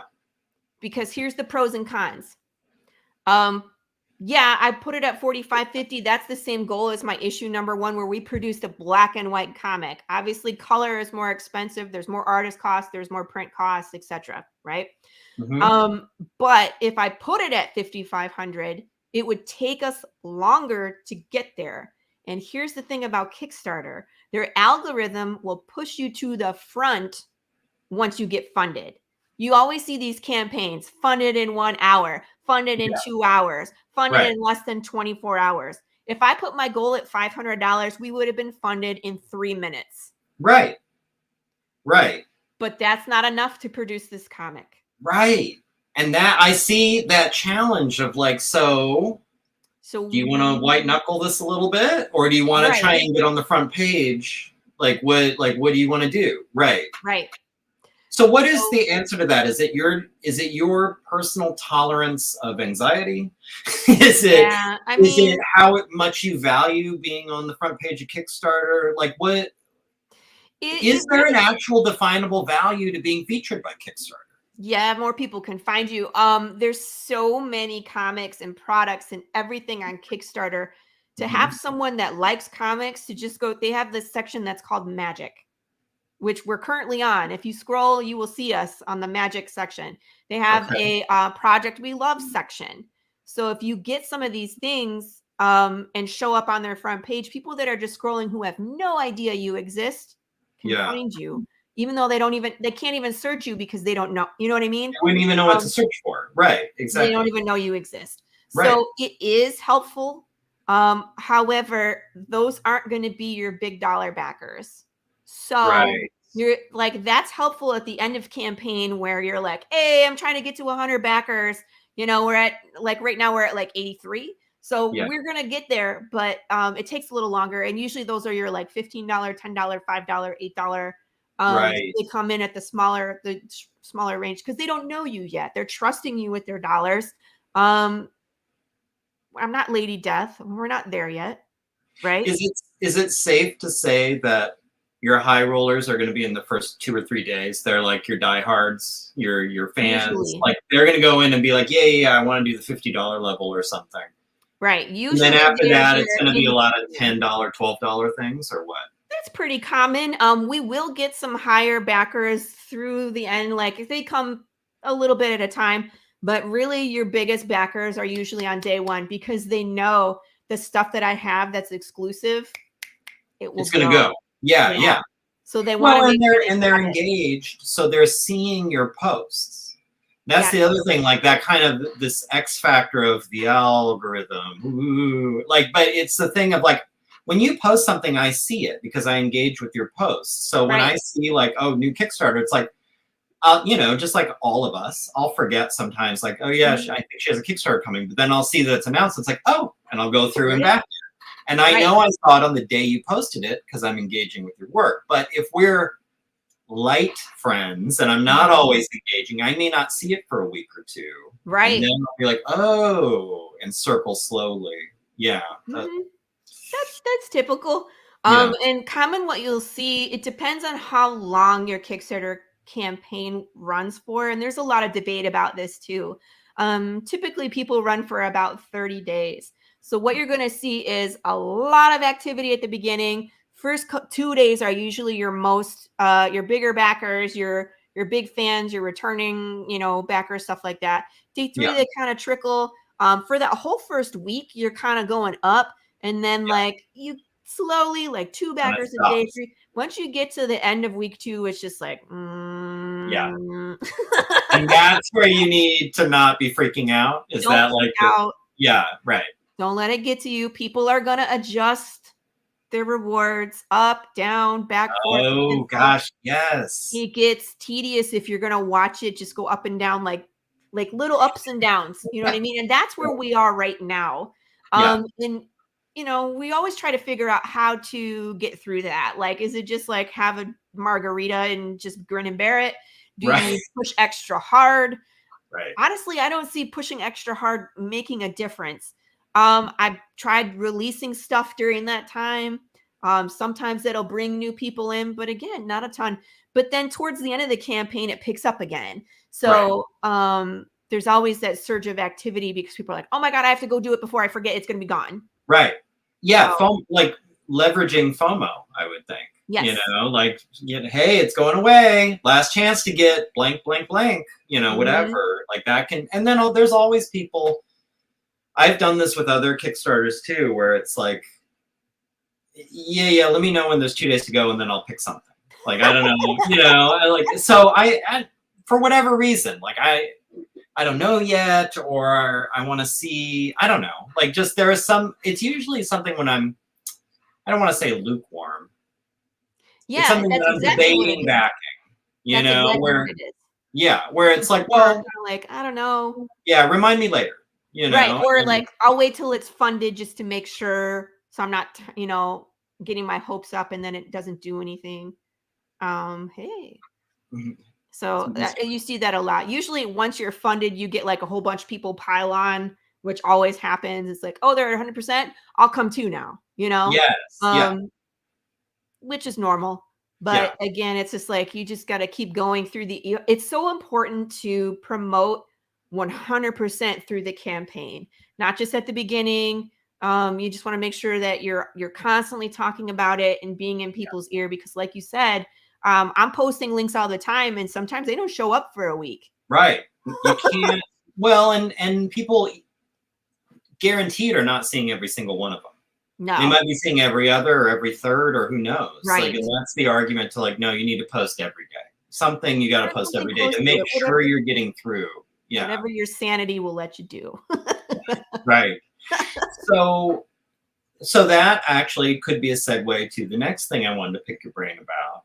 I, from the very start, was very impressed. This is how I became aware of you. You were on every YouTube channel I think that exists. It seemed like just every single one, all 85 million of them. I felt like there was at least one that was Laurie Calcaterra talking about her Kickstarter. And I was very impressed by that, because not only were you making me aware of little weird comic YouTube channels that I wasn't, like, that I didn't know existed. I was impressed by the hustle. Like, it was like, wow, she really somehow came up with this list of like 25 different shows or something, and she's hitting them all, I did 32 shows. My first campaign, I did 34. I think I'm around 30 right now, and I have a few more to do. Yeah. So how did you even come up with where to go? I have 2 suggestions for this. Okay. So what I did in the beginning, because that's like every new person's biggest challenge, how to find your audience. How can they find you? Hello, nice to meet you, Chris. So Which, by the way, what's that? I don't want to put anybody on the spot. I really enjoy Chris's channel. Maybe he would have you on. I don't know. Look at Chris. I can vouch for her. She's not crazy. She'd be a good guest. He's a great host. So you two should maybe try to reach out to each other. But anyway, continue. I would be happy to come on your show. I love talking about Path of the Pale Rider. I love talking about with new people who have never experienced like the ethical drama that happens in this comic, because I want to hear your take on it. Like, what do you think about this, or like the collectors, or where do people go when they get picked up and stuff like that? It's fun. So the first campaign, I was like, okay, I don't know how to get the word out. So I'm gonna hire somebody to help me. So I hired Jeff Haas as a publicist, and he knows all the indie channels, and he got me on as many as he could. He was like, how many is too many? And I was like, I don't know. You tell me, Jeff. I'm like, I'm brand spanking. How many do I do in order to be successful? And he was like, just keep doing them. I'm like, okay. Yeah, there's no too many. I'm assuming there's no like, oh no, you're out there enough. Like, that's not going to be a thing. Like, no. It's always like, hey, this person's looking, or this person's available. Are you available this day or available that day? And I'm still doing that. I don't use Jeff any longer, just because I'm much more experienced where I can book my own shows, and I'm looking for specific channels. I'm looking for new ones. I also want to go on as many of the old ones as I can, ones I've been on before, not old. Yes. You know what I mean? Yeah. But I also want to hit those new ones who've never seen me before. Right. Because you got to find that new audience. So that's one thing to get your name out there. Either hire a publicist, talk to people that are podcasters in indie like myself, like Gary. We're aware of so many other shows that maybe you're not aware of, and I can make recommendations about which ones to go on, stuff like that. The other thing you can do, I'm part of this group called Global Indie Group. Super cool. It's a place for people like ourselves. And if you're new, it's a great resource because there's people like myself who are members, and I'm in like writer category and I'm in podcaster category. So if you're looking for an artist, if you're looking for an editor, if you're looking for podcasters, they have all these lists of people that are already in indie and are professionals. So you could go to Global Indie Group, sign up, go to the podcaster channel and just talk to everybody and be like, hey man, I'm promoting my comic book. It's about dinosaurs. It's super cool. Right. Right. It's about Martians and science fiction, or it's a collection of short stories. It's about cowboys and undead bears. What can I do to get on your show, or like what's your calendar look like? And they want to have you on. That's what we do. Yeah, they're always looking for guests. Always looking for guests. So that's my other recommendation, is find a network like something like that. And there's a bunch of them out there. So cool. But you got to promote, man. You got to promote. Well, and especially, if you've got a Kickstarter going, that's a lot of pressure. You got to hit that goal. It's like you need that money to help your artists. They're trying to pay their bills and eat. They like eating. Right. Eating's nice. Yeah. Right. And especially for people like Marco DeFillo, who are professional artists, that's all that they do. He doesn't have a full-time job on the side. This is what he does. Right. Yeah. So I have to be able to pay him a working page rate so he can continue Path of the Pale Rider. And again, if I'm not paying him, somebody else is. Right. So he'll get tied up in other projects. And that's it's one of the reasons why we brought on a colorist, is because he's starting to get attention. Like there's my project. He does another book called Malka. He does another book like Lumber Press. It's like Alice in Wonderland, where it's Alice and her son that are now in Wonderland. It's interesting. Oh, cool. And he does commissions and he does cons, and you know what I mean? So he's busy. So sometimes it's like, all right, we need to go a little faster. Let's bring on a colorist.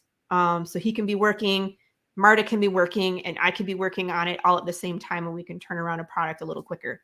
Hopefully it won't blow up in the print job like it did last time. Hopefully not. Where do you do your printing? Say what? Where do you do your printing? The first campaign we used Comics Wellspring, which was great. I had a great experience with them. I've always, knock on wood, always had a good experience with Comics Wellspring. Yep. Second campaign, we used the printer from my publisher, Charter Comics, and he normally does great work. What I really like about him is he's a one-stop shop. He does the metal covers. He did the manga book. He does color and black and white comics. Any kind of thing that you ask for, he can do all of it, and he has no minimums. So Comics Wellspring, every one of these. Here, let me. Right, so I'd have to order 25 of these. 25 of these. Yeah, 25 is the minimum, right? Yeah, 25 of these, right? Yeah, and I don't necessarily need 25 all at once. Right. Especially when I have so many variants where it's like, maybe I only need 10. And now the inventory nightmare. You got all these boxes of comics, like filling up your house. That's more than any other reason. There you go. Oh, see the metal? It's metal. Look at that sheen. Woo. Look at it. That's pretty sexy. Oh, it's so cool. And it's texturized. That's the cool thing about metals, is that when it prints it, like the thick black line, it's actually raised just a tiny. You can feel the, right. Yeah. It's so cool. What you're describing is why everybody I know who has done trades has said, get to the trade. First of all, you're not going to have every weird permutation of every book you've ever done in your closet. Like that's like, you can just say, nope, floppies are gone. Floppies are gone now. They're all compiled into this trade. But second, and I've seen this firsthand at cons especially, people love trades. It's a weird, like it's an easy thing where like they don't have to decide like which floppy should I get. Like it's like, wait, this is all of it for $20 or $25 or whatever. Okay, I'll just take this, you know, and you're done. It's 100% the way to go. You see them a lot in cons, but the cool thing is like you can do the trade, and then in the back you can have all the extra variant covers in the back. Yes. So people are still getting every single piece of art. You can see all the things. You could put as many pages. It's the way to go. So eventually we will get there. I'll be really excited. I'm always excited when I get a new book and I'm like, oh, look. Yes. You know, but when you get that trade paperback, it's just like, oh, look at all the hard work. Yes. Look at what we were able to accomplish, and go through the suck to get there, because this is not easy. It's hard work. And you question yourself, you know, why am I doing this? It's so much work. But ultimately, I'm having fun. I'm having a good time. And I just embrace the sucks, because sometimes it'll be even more rewarding when you get past that to look back and say, look what I did, and look what I, you know, pushed through in order to get where we are today. I relate to that so hard. The just the phrase of ultimately I'm having fun. Ultimately, I am having fun. Ultimately, I totally understand. And it's something that I've talked a fair amount here on the stream, but also with my friend Jim Lujan about this. It's something I've only been thinking about the past few months, because I can tell you can relate to this. I'm at the tail end of the third, and you're tired, and it's just a lot of work, and you're starting to question. I don't want to suggest I'm questioning, like, do I even want to do this? That's not it. But it's like, you really start to ask, like, why am I putting myself through this? Like, and that's common. I'm hearing that from a lot of creators who are in kind of like our spot between like 3 and 4. It's like, this is so much work. Why am I doing this to myself? Yes. You know? Like, it's not even a question of, do I want to keep doing it? Yeah, I do. But why? Why? Like, what is motivating me to put myself through this? I'm trying, it's the self-analysis that's happening. And it's something I've talked about actually with Christopher Runciman. I've talked about with Jim Lujan. I've talked about on this channel, that I feel like every creator, they're doing this weird balance between fun and rewarding. Yes. Which are very different. Yes. Like, fun is like, I'm going to doodle a drawing of Superman punching a robot right here. Like, and that's fun. It's not going to kill me. Like, I'm not like, I won't even break a sweat. I'll draw it. It'll be fun. And I'll put it on Instagram. That was fun. Or I can do a 60-page DvsM comic and take a year and a half to do it. And there'll be times where I'm like, I'm fried. I'm totally fried. But I know when that proof shows up, or I know, like what you were just doing, cradling your book. When this book shows up and I see this symbol of everything I went through, and like I'll remember all those days, all the toiling, all that, like that will hit different than just fun. Like, fun is nice, but this is a whole different experience. Yeah. And like, I think we're kind of chasing that. Maybe people like you and I, where it's more like, we know that like, it's not every day is going to be like, I can't wait to do it. Like, that's not sure. It's not really how it works. But I do think there are creators that are like that. And I kind of hate and fear them. No, I admire, they're very lucky. They're very lucky. But I think Christopher is one of those. And Jim Lujan is one of those, where I think they're just having a ball the whole time. And I can't relate to it. They're not. They're not. They're human, right? So they just maybe don't show you the hard times. I'm sure there are. But ultimately, for me, I think the biggest reward is when people read the story and are like, I saw this and I enjoyed this part, and oh my God, I can't believe you did this. And what's happening next? When are we getting the next one? You know, and to me, that's what spurs me on. Like, okay, you know, you guys got 3. you're gonna hate me at the end, but wait till we get to Right. 4. It's gonna be worse. Like, Yes. Yes. Oh, I but heard the other too day, bad. by the way, Christopher, only love Christopher. But no, just the other day. So Joshua Kemble read a draft of my script like a year and a half ago. Just, Yeah. I spread the script around a little bit, like any notes would be great before I start drawing. And just a couple, maybe a week ago, he said, guys, like, I know if you're looking forward to DvsM 1979, you should be looking forward to it, but just so you know, there's no happy ending. And like he's saying this, and I have to admit, I was sitting there like, That's me as well, where I'm like, I know, because you sometimes get you to have, the end. yes, Like, if you there's have, always a I've twist at the caught end.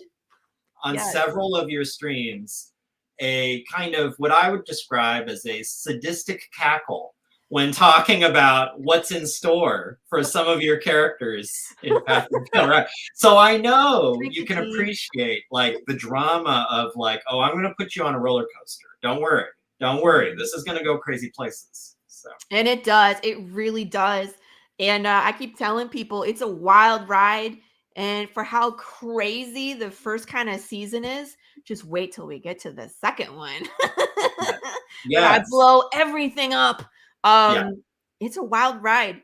But it's a lot of fun. And like, it's that Netflix level where you watch an episode and you're just like, oh, I gotta wait a week until it comes out. Yes. You know what I mean? That's my issues where it's like you get to the end and you're like, dang it, Laurie. Like I 4 gotta months. wait how long for the next one? Yes. Yeah.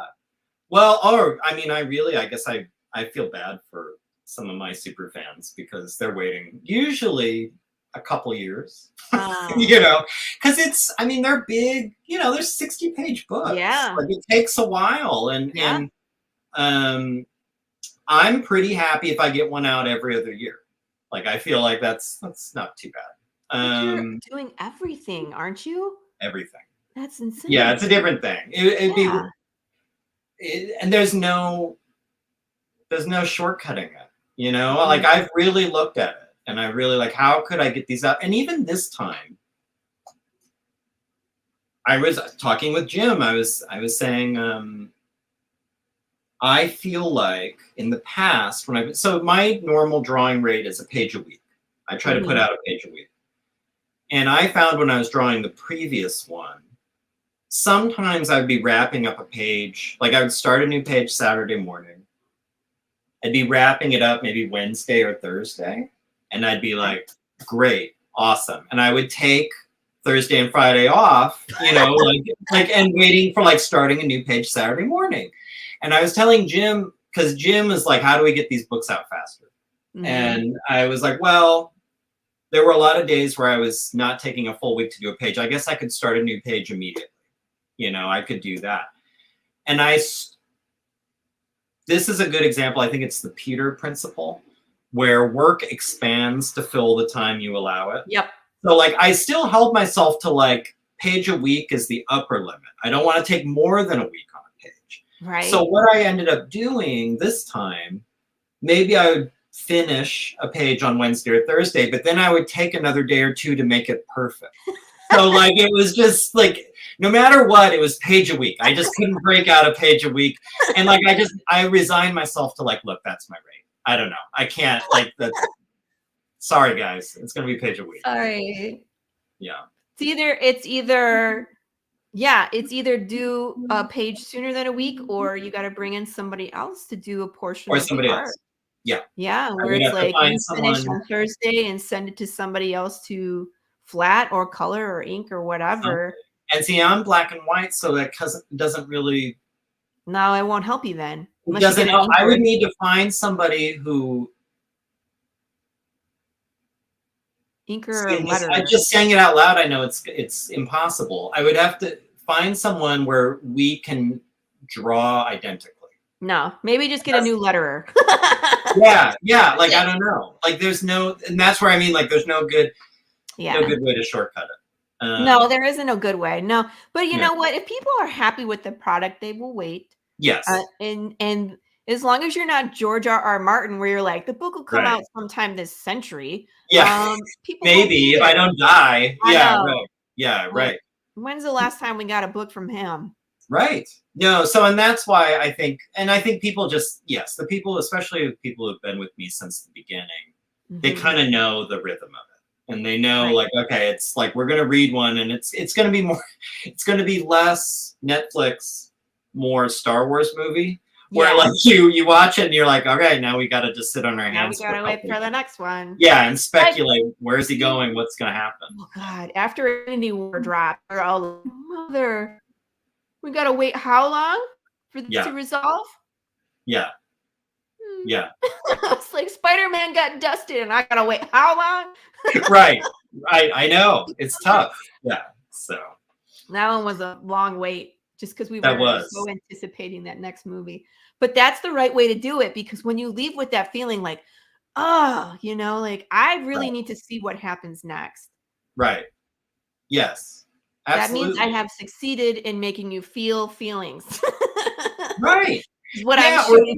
I gave you just enough to kind of invest you in, just something, Yes. something, or like I gave you one more piece of the puzzle and you feel like, oh, wait, is that what's going to be, like you're just now starting to maybe see something come together and it's like, okay, that's enough. That's enough. That's what I did at the end of 2 without spoiling it. Remember? Yes. Okay, where it's I do. like, Yes. you know what happened to start all this, don't you? And he's like, "Yep, I sure do," and then gone. And then gone. Yeah. The end. Right. Yeah. It's like, really? No, I mean, you gotta, I think that's also the art of, especially what we're doing, like comic, is to, it's a little bit of a trick. Feel like people got something, like a complete something. right? You didn't just screw them with a bunch of teases and then like nothing, like you felt like, okay, there was a story here. I felt like I got something. And yet I'm not so satisfied that I'm like, well, I get it. I don't need to see anything else. Like just enough where like you're kind of curious what's the next thing going to be, even though you feel satisfied with what you got. I think that's the continuing challenge. But yeah, we're gonna have to wait a little while before we see Mr. Dwayne Fink again. Yeah, we're doing that flashback, so mm-hmm. it's gonna be a little while before you might see him, but it's not gonna be where we are. You know what I mean? I don't know what you mean. Okay, well, you might see him. You might see him, but not be with him where we left him last. Okay, I got it. I think now I got it. Yeah. So when, I don't remember, I've already backed the Kickstarter, but when are you expecting to fulfill? I put a date of July. We might go faster than that. I think July is actually the latest for the Funko Pops. But the books themselves, I'm anticipating done probably in June. It just depends on Marco DeFillo's how busy he gets, because he is producing another book. And I think their due date is in June. So I gave us another month just in case, if they're not done, it can have more time. But so pretty close, especially by Kickstarter standards. Like sometimes people are like 2 years. No. Yeah.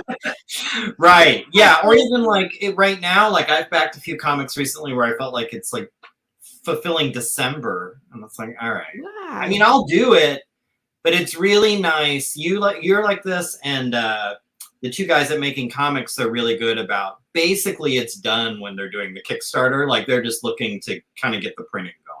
So you're not going to be waiting 6 months or 8 months or 2 years to get this book. It's not going to turn me off. Sometimes I've backed things that are fulfilling way off. Right. But I kind of always have to roll my eyes when a package shows up and I have no idea what this is. You're like, who's this one? Oh, yeah. Yeah. Oh, yeah. I dimly remember kickstarting this. I have to remind people, too. Before the pandemic. Yeah. Because it's been a little while since everybody's done their survey for number 2. There was a question on the survey that people thought was a throwaway question, and it wasn't. There was Beats, Bears, or Battlestar Galactica. So when you get something and on the front of it, you're going to be like, what is this? Right. That's what that is. So just remember, it's Beat Bears or Battlestar Galactica. Oh. Boy, I wish I remembered which one I did. I just fulfilled yours too. I sent you a picture. I don't remember which one. Yeah, I know. I have a feeling 9 times out of 10, I probably would have picked Beats. I think we'll you did see. pick Beats. I think I did. Yeah, I have a thing for Beats. Yeah. Oh, I love Beats. There's a book. I'm not going to fish it out right now. There's a book I read in college, Jitterbug Perfume. Well, no, it's not about, but it opens. It's by Tim Robbins, and it has the most nonsensical opening. Where it's just this whole treatise on beats. Just this whole, like, why the beat is the most remarkable and superior of, and it's utter. I'll show it off next time. I've been featuring books in my library every time. Next time I'll show off Jitterbug Perfume, and I'll read the opening on his his musings on beats, which I always found just like super amusing. So I think it always sticks in my head. So I probably picked beats. Yeah. Yes, it's Beets, the vegetable, the root vegetable. It's a funny reference to The Office. Right. Dwight Schrute from The Office lived on a beet farm, right? And there's this episode where his coworker Jim assumes his identity. He shows up wearing a shirt like Dwight, and Dwight's this very particular person. Has big old glasses and like wears like a brown shirt and a tie, like the part down the middle. He's very particular. So his buddy Jim is like pretending to be Dwight. Dwight's getting all upset, and he goes, "Question: Beats, Bears, or Battlestar Galactica?"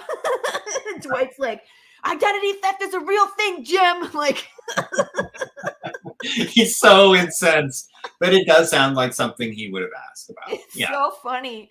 So I just kind of like threw that question in the survey as a joke, but then I was like, I could do something with this. Yes. So I did. So when you see that, that's what that is. Because people, I did recognize the reference. Like, what is this? Yeah, what are you doing? Yeah, right. Like, it has a sticker on it that says Beats, Bears, or Battlestar Galactica. So I have to like remind people what they filled out on their survey. You can't. I'm looking forward to it. So yeah, you sent me the package. Is it in the mail? Is it? Yeah. Oh yeah. Okay. Everybody that got a level without a signed comic, those have all been fulfilled. I have to meet Marco on Monday to sign books, and then I'll probably fulfill the rest of them next week. So we'll be done and moving on with our lives. Finally. Well, until the next. So. Well, you know. Yeah.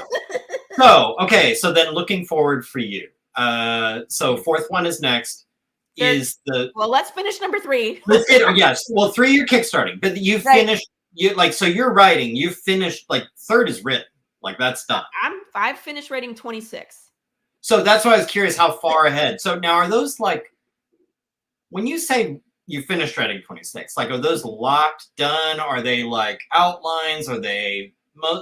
They're done. This is the track. Well, let me just say, 1 through 13 are done. Like, I don't have to go back and change stuff. We're not going to be adding, subtracting. No. Okay. That is set in stone. The only thing that could change that if maybe Marco and I come up with something that would make sense to add. Yeah. But it's pretty set in stone. And that leaves 1 through 9. I think I'm 9 or 10 into the second season, right? And there's going to be 12. Okay. I'm almost done with that. I had to resolve like a fight and I got stuck and I kind of put it down. And of course, life happens. You get busy.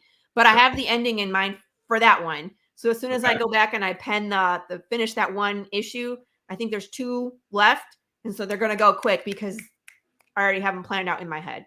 Right. Okay. And then we'll start season 3, which will then lead to the ending, which there is an ending. Once it's done, we're moving on, people.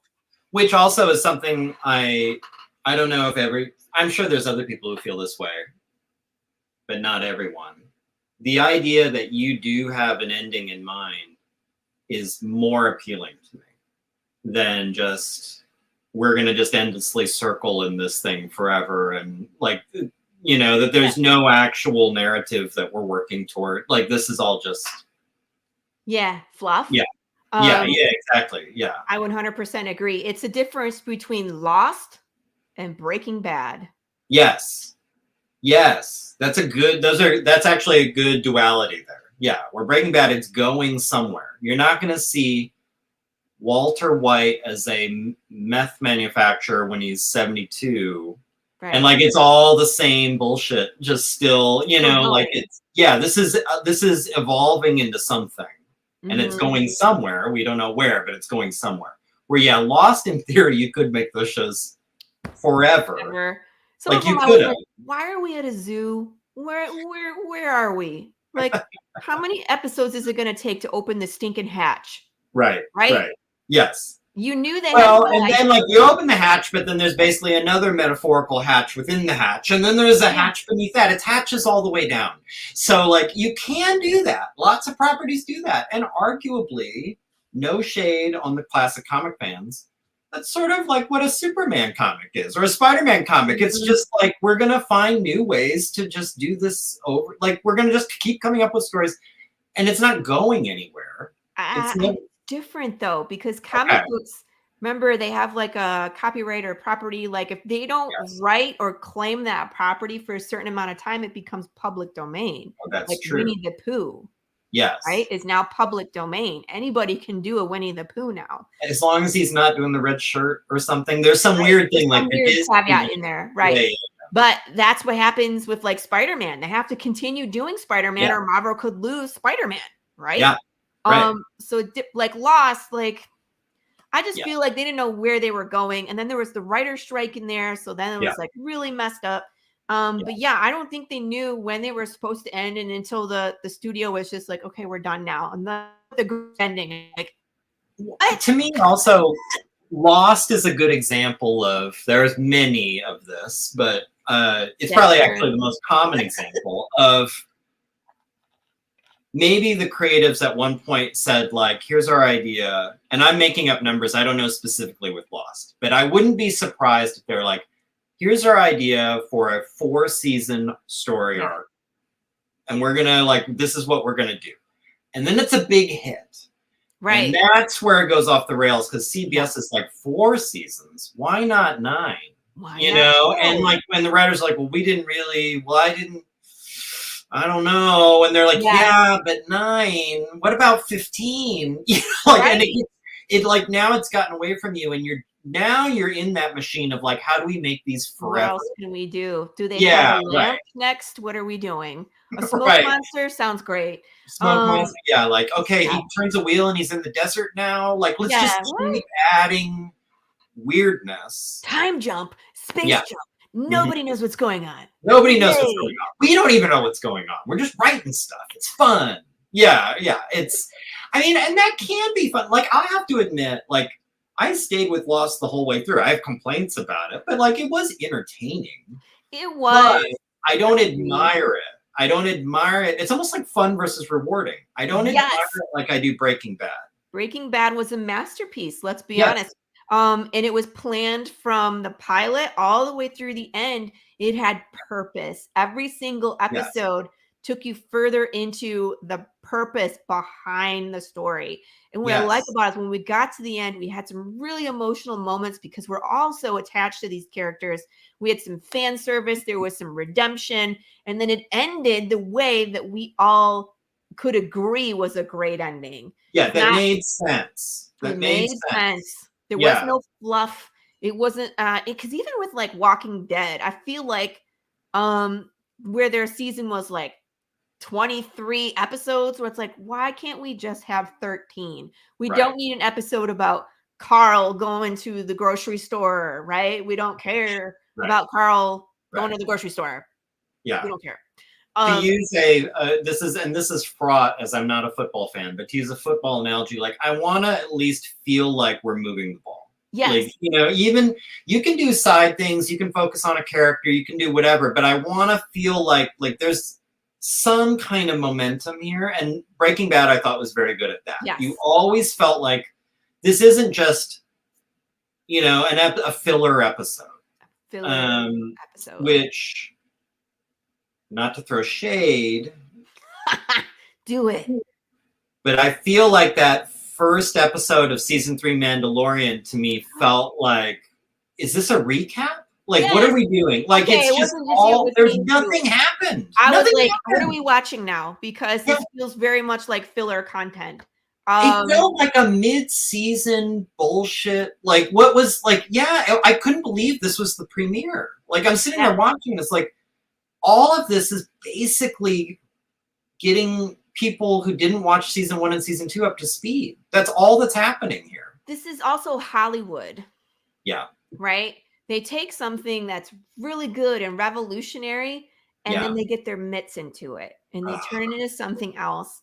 You know, It's lost. It's lost all over. It's Mandalorian was great in season 1, and then is now becoming less than. You know. Yeah. Yes, I agree. In my opinion, there's people out there I know who are enjoying it. Really good compared to most stuff that we're getting. Right. Still really good. However, it's not season 1. It's just like it's not living up to the promise of season 1. Like season 1 thought like, oh, amazing. This is going to be really interesting. You know, this is going to be really cool. And it's like, now I don't know what. It also made me think about when you're talking about how the first 12 are pretty much, or 12, 13, you said, are pretty locked. Yep. Could you imagine, or have you ever been tempted, now that you're a few issues in, I almost said episodes, a few issues in, I'd do it too. Based on fan response, can you imagine, or have you already felt any kind of gravitational pull towards like fan service, or I bet they would like to see this little wink or nod, or they kind of want to see this happen, so maybe I'll do a tweak? Like, would you, what's your reaction to that? It's like, absolutely not, or maybe, or like, sure, it's for the fans. Like, where are you on that spectrum? Great question. We are lucky enough to not just be a comic book, right? So where the fans can influence is the riddles and the short films, because those are not set in stone. Yeah. So the comic book is pretty much set. The only thing we might change is have a like reference to Big James here and there. Everybody loves Big James. Sure. Everybody love him, right? Big James is a great example where you can see that's a thing where it's like, does it really matter? Do we ever need to revisit this? Probably not. But if people are nuts about him, they are like nuts. Maybe there's a way to kind of throw something in here and there to acknowledge. Well, and that happened because Marco's A cover for number 3, Judah's sitting on the ambulance, right? And he's smoking a cigarette, and he has a burger bag, and the burger place, Marco named it Big James Burgers. Look at that. It's a throw, a call, to Big James, even though he really has nothing to do. Maybe that's his origin story too. Is that's the name that they give him because he turns everybody into hamburger. Whatever, but that also, it doesn't break whatever kind of structure you devised to begin with. Like that's like, okay, yeah, that's fine. Whereas you could imagine things that you'd come up with that would be very fan servicey that actually betray the material. Right. Now, I've got to say, in this story, I've written far enough out where I anticipated fan service. You know what I mean? We're going to get attached to certain characters. I knew that from the beginning. So there's places where you might see some of these characters come back that you weren't expecting. The other thing is I've written characters in from season 2 into season 1 as minor characters. So you might be looking at someone who's really important and you have no idea that you're looking at them. So when you get into the next season, right, you're going to be like, I've seen this guy before. Where have I seen him? And then when you go back and you look, he's in these pivotal scenes and you're like, oh, I get it. You know what I mean? Now the scene makes much more sense because you understand who this character is and what he's capable of and what he's doing there. So there's that level in there too. And that, so, excuse me. There are going to be 6 issues in DvsM total. Yeah. So I've just finished the 3rd. In the next one, you're going to get it's like what you're talking about. You're going to get your first glimpse at a character that is going to be so irrelevant to you, but who will become very important in 5 and then in 6 especially. So, and I love that stuff. And I hate to bring up Star Wars again for the folks at home. Take a drink. I'm bringing up Star Wars again. One of my most basic complaints about the prequels. There's lots of complaints you can. Oh yeah.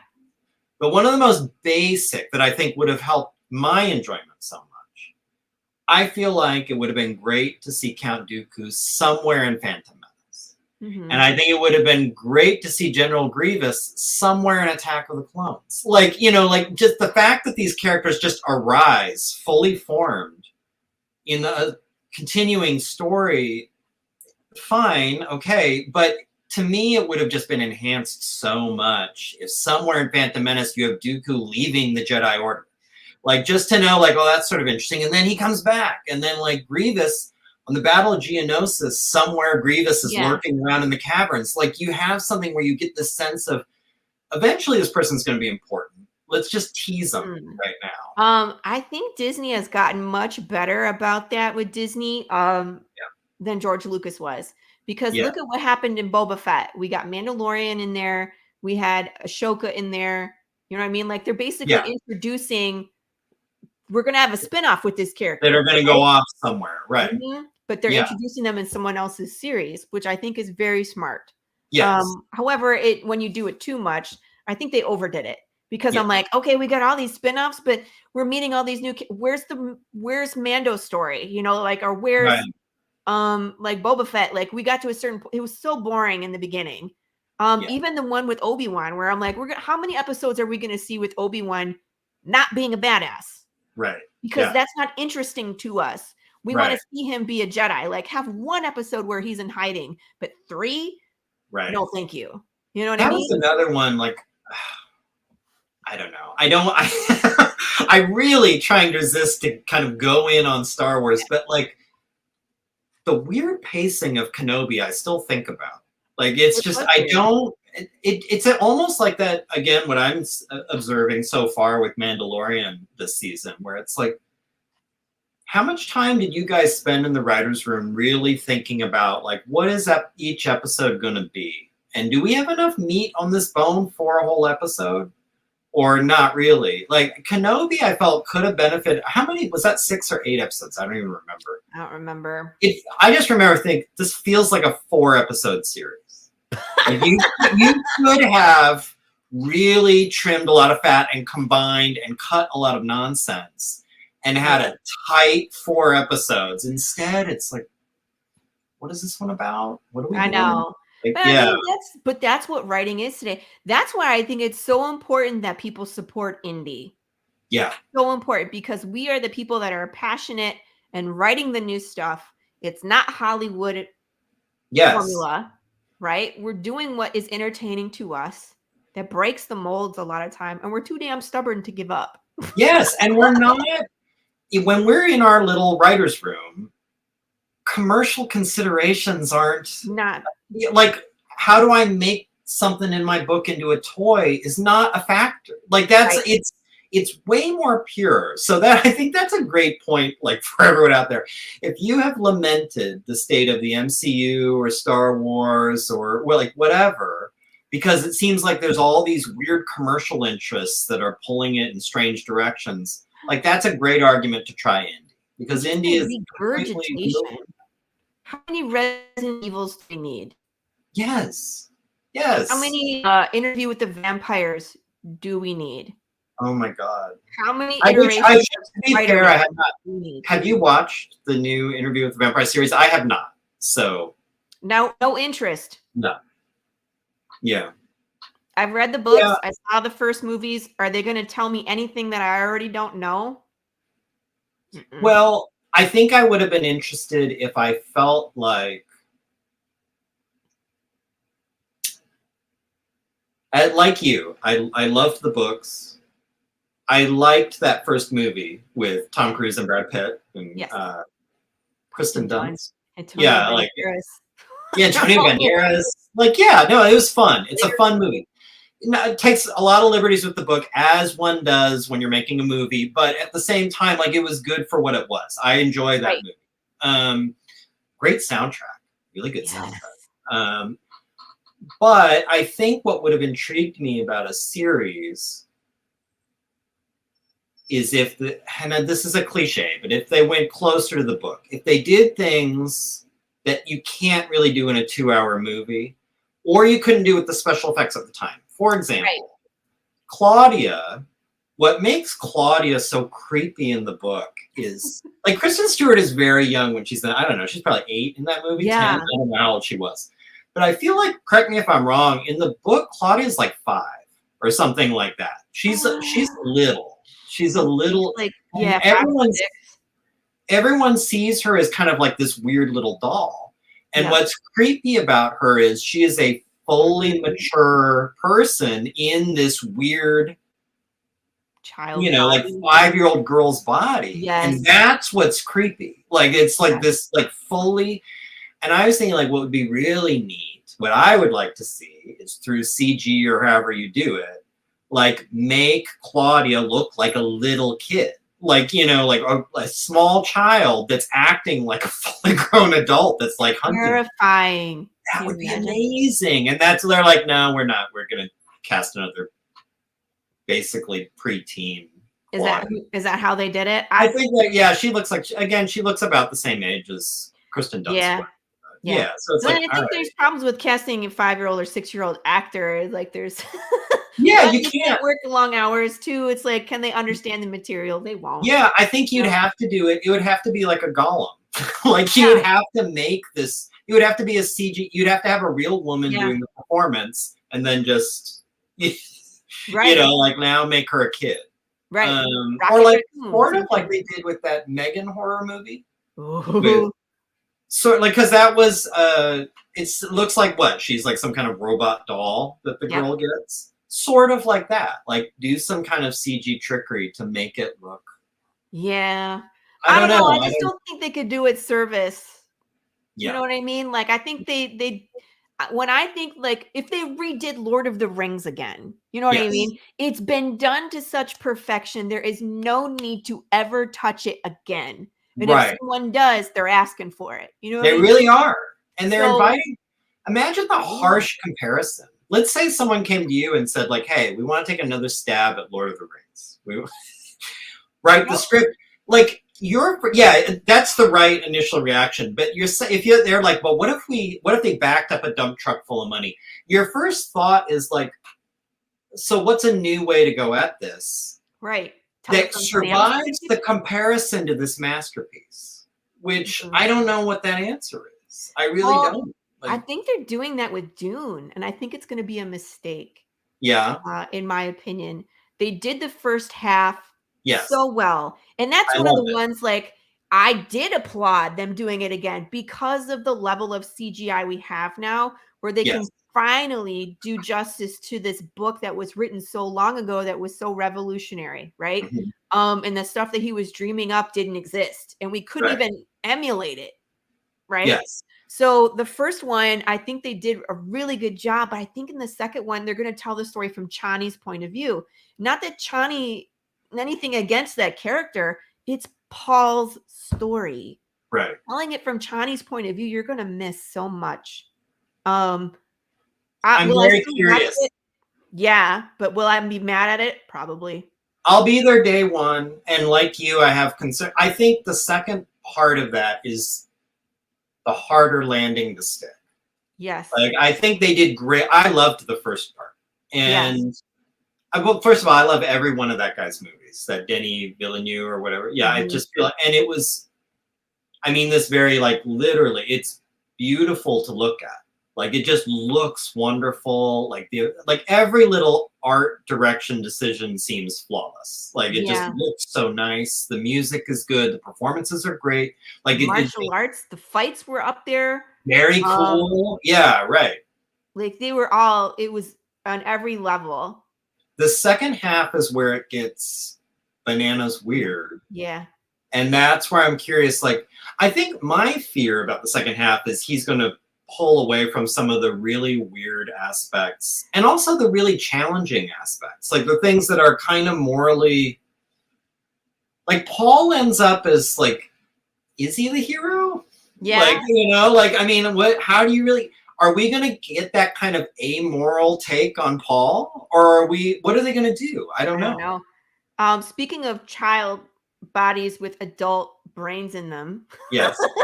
Because there's Alia, right? Yeah. I wonder how they're going to tackle that. Yes. I don't don't know. And it was interesting to me when they were casting Dune. I was like, where the heck is Sting's character? Oh yeah, he's it's the kid. I can't think of his name. The kid from Elvis. Yeah, and he was Yeah. in oh shoot, Shannara, the Shannara Chronicles. Yeah. Yeah, Which that could work. really Like, I don't know. good. And I think the casting was so good in the first one. I'm going to trust the casting for the second, even though Christopher Walken as Emperor of the Universe. Oh no, did they Yes. really? Right. I know. But I'm going to trust in Denny. I don't know. Like, Oh, I've never seen it, but it is kind of like, really? Okay. no, Like, we'll it's like see. I'm gonna fall out of the. Christopher Walken does not act. He is Christopher Walken. He's Christopher Walken, but now I've prepared you. Now you won't have the shock of when you go, when you see the trailer and I'm you see glad you Christopher warned me. Walken in his weird emperor outfit, which I know based on the costume design of the first is probably going to be spectacular. Sure. But yeah, no, it's going to be hard. Like, Christopher Walken is tough. Have He's we tough. seen Princess Irulan yet? I think can't it's remember. it's what's her name?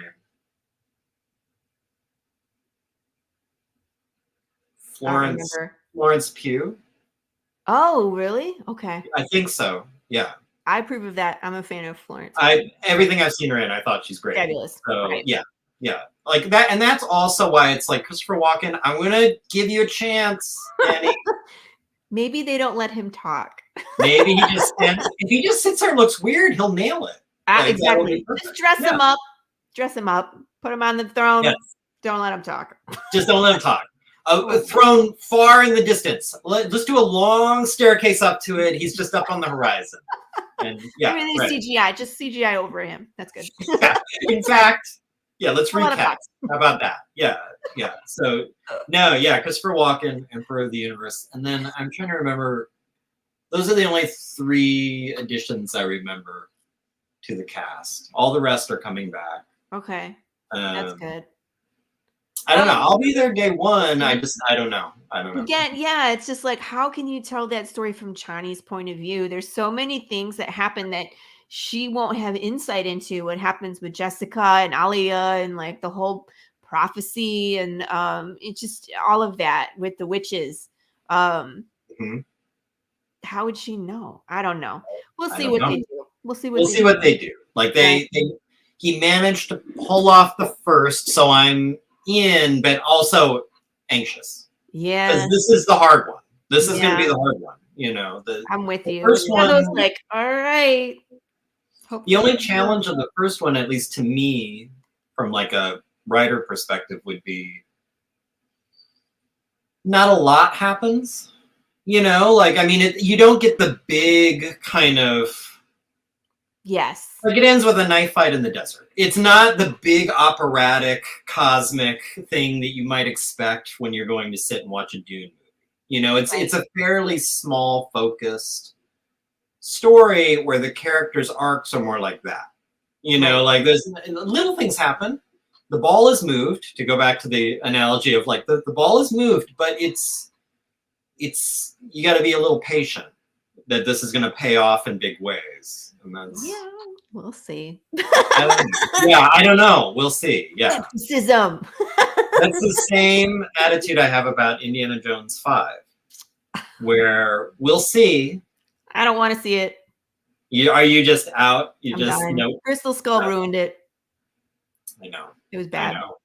And what's bringing me back is Phoebe Waller-Bridge, who I loved Fleabag. And I kind of love her. So it's like, all right, we'll give it a try, but I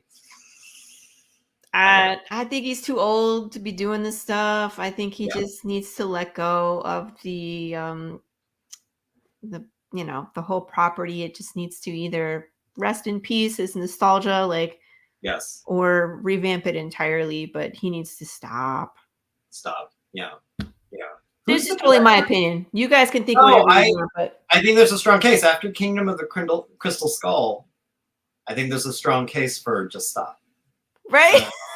Yeah. But again, we're coming back to that whole like we're regurgitating things again and again because they have audience attached to them. We don't care Yes. what we turn out, but we want butts in the seat. So Right. it's like there's a lot of times where they won't take a risk with someone new like Gary, like myself, because they want those guaranteed people in the seat. Yes. So plus things have really changed movie wise because of streaming service. Yeah. Have we talked about this? No, That there's we no have. DVD release Yeah. anymore. Yeah. So they are less apt to make more like a coffee house or an indie film into like a big Hollywood because there's no Yeah. DVD That release. back end is, There's no it's back end. really upset the whole thing where, yeah, the only safe bets are, The especially if you're formula. going to spend any amount of money on it, is something where you're going to make, Huge. you know, hundreds of millions of dollars in the first weekend. Like Right. that's, yeah, like you need that because you can't count on like, well, this will have a second life on home video. Like It that's, won't. you don't Exactly. know that. Yeah, which So- is one of many reasons, just as a quick aside, as a movie buff here, why you should continue to buy physical. Like support motion pictures, buy physical media. Like really, like if you just leave it all to streaming, first of all, as a audio video file like me, I don't care what your streaming service is. It's not as good as if you actually had physical media. Like the quality is actually diminished. You know, I waited to watch. Oh my God, I'm blanking on the name. The World War I movie that just won Academy Awards. Dunkirk? No. Just recently, it was on Netflix. Was it the Christopher Nolan one? No. Oh my God, this is driving me crazy. World Let's War see. One?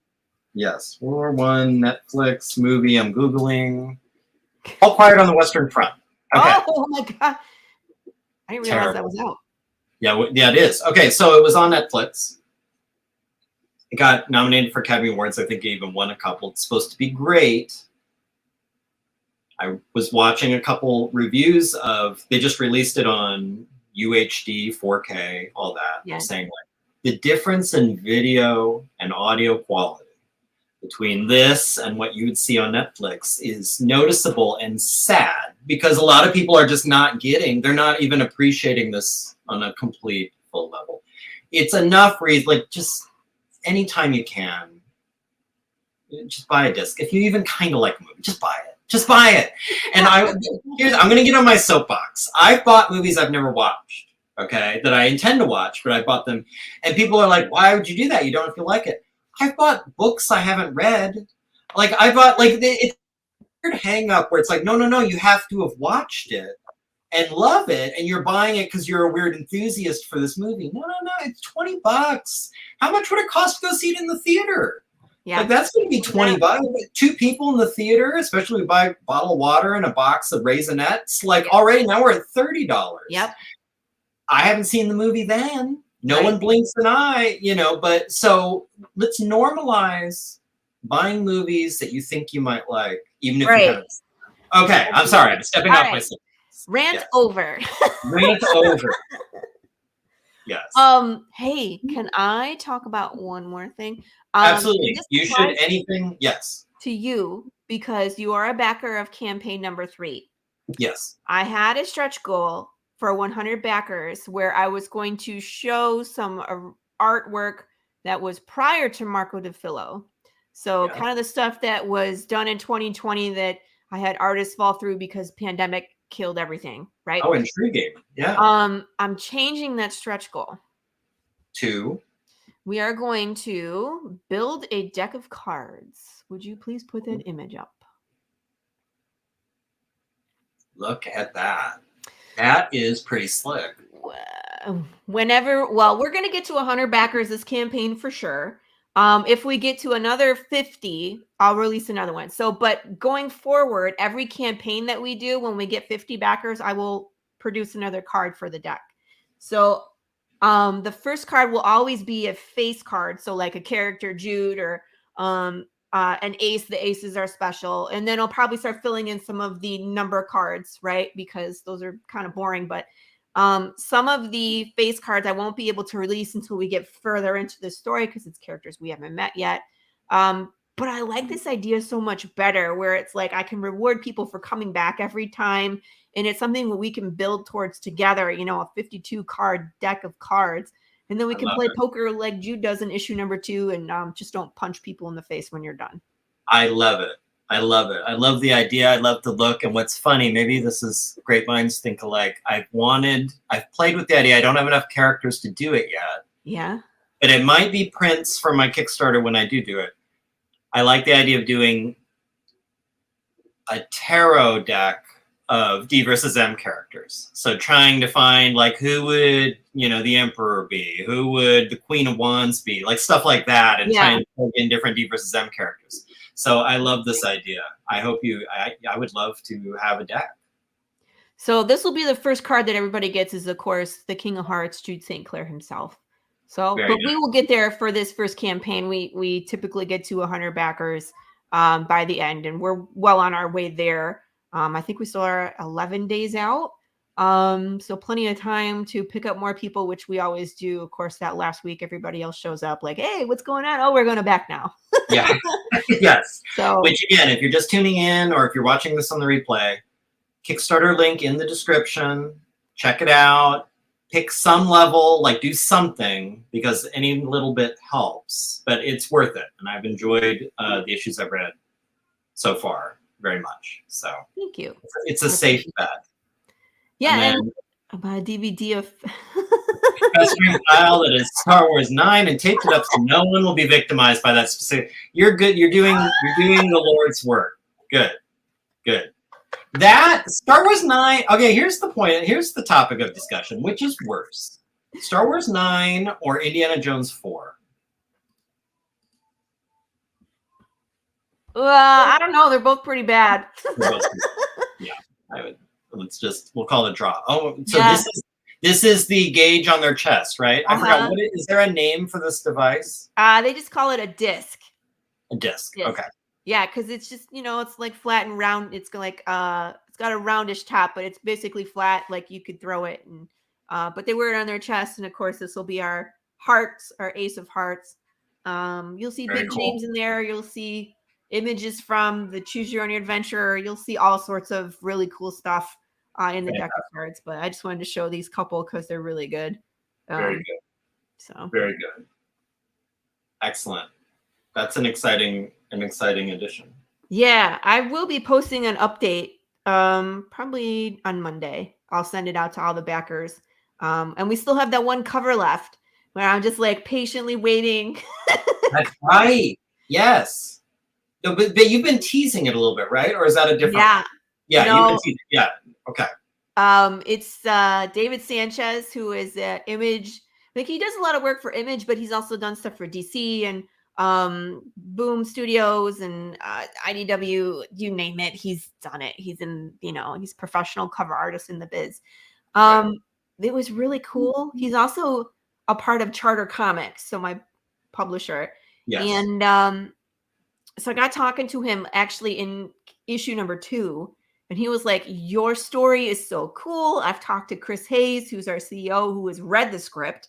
And he's just like, I've heard from Chris, like how amazing it gets.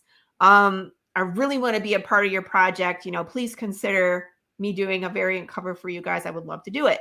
So, you know, when we were coming around to 3, I talked to him about it and he was like, absolutely.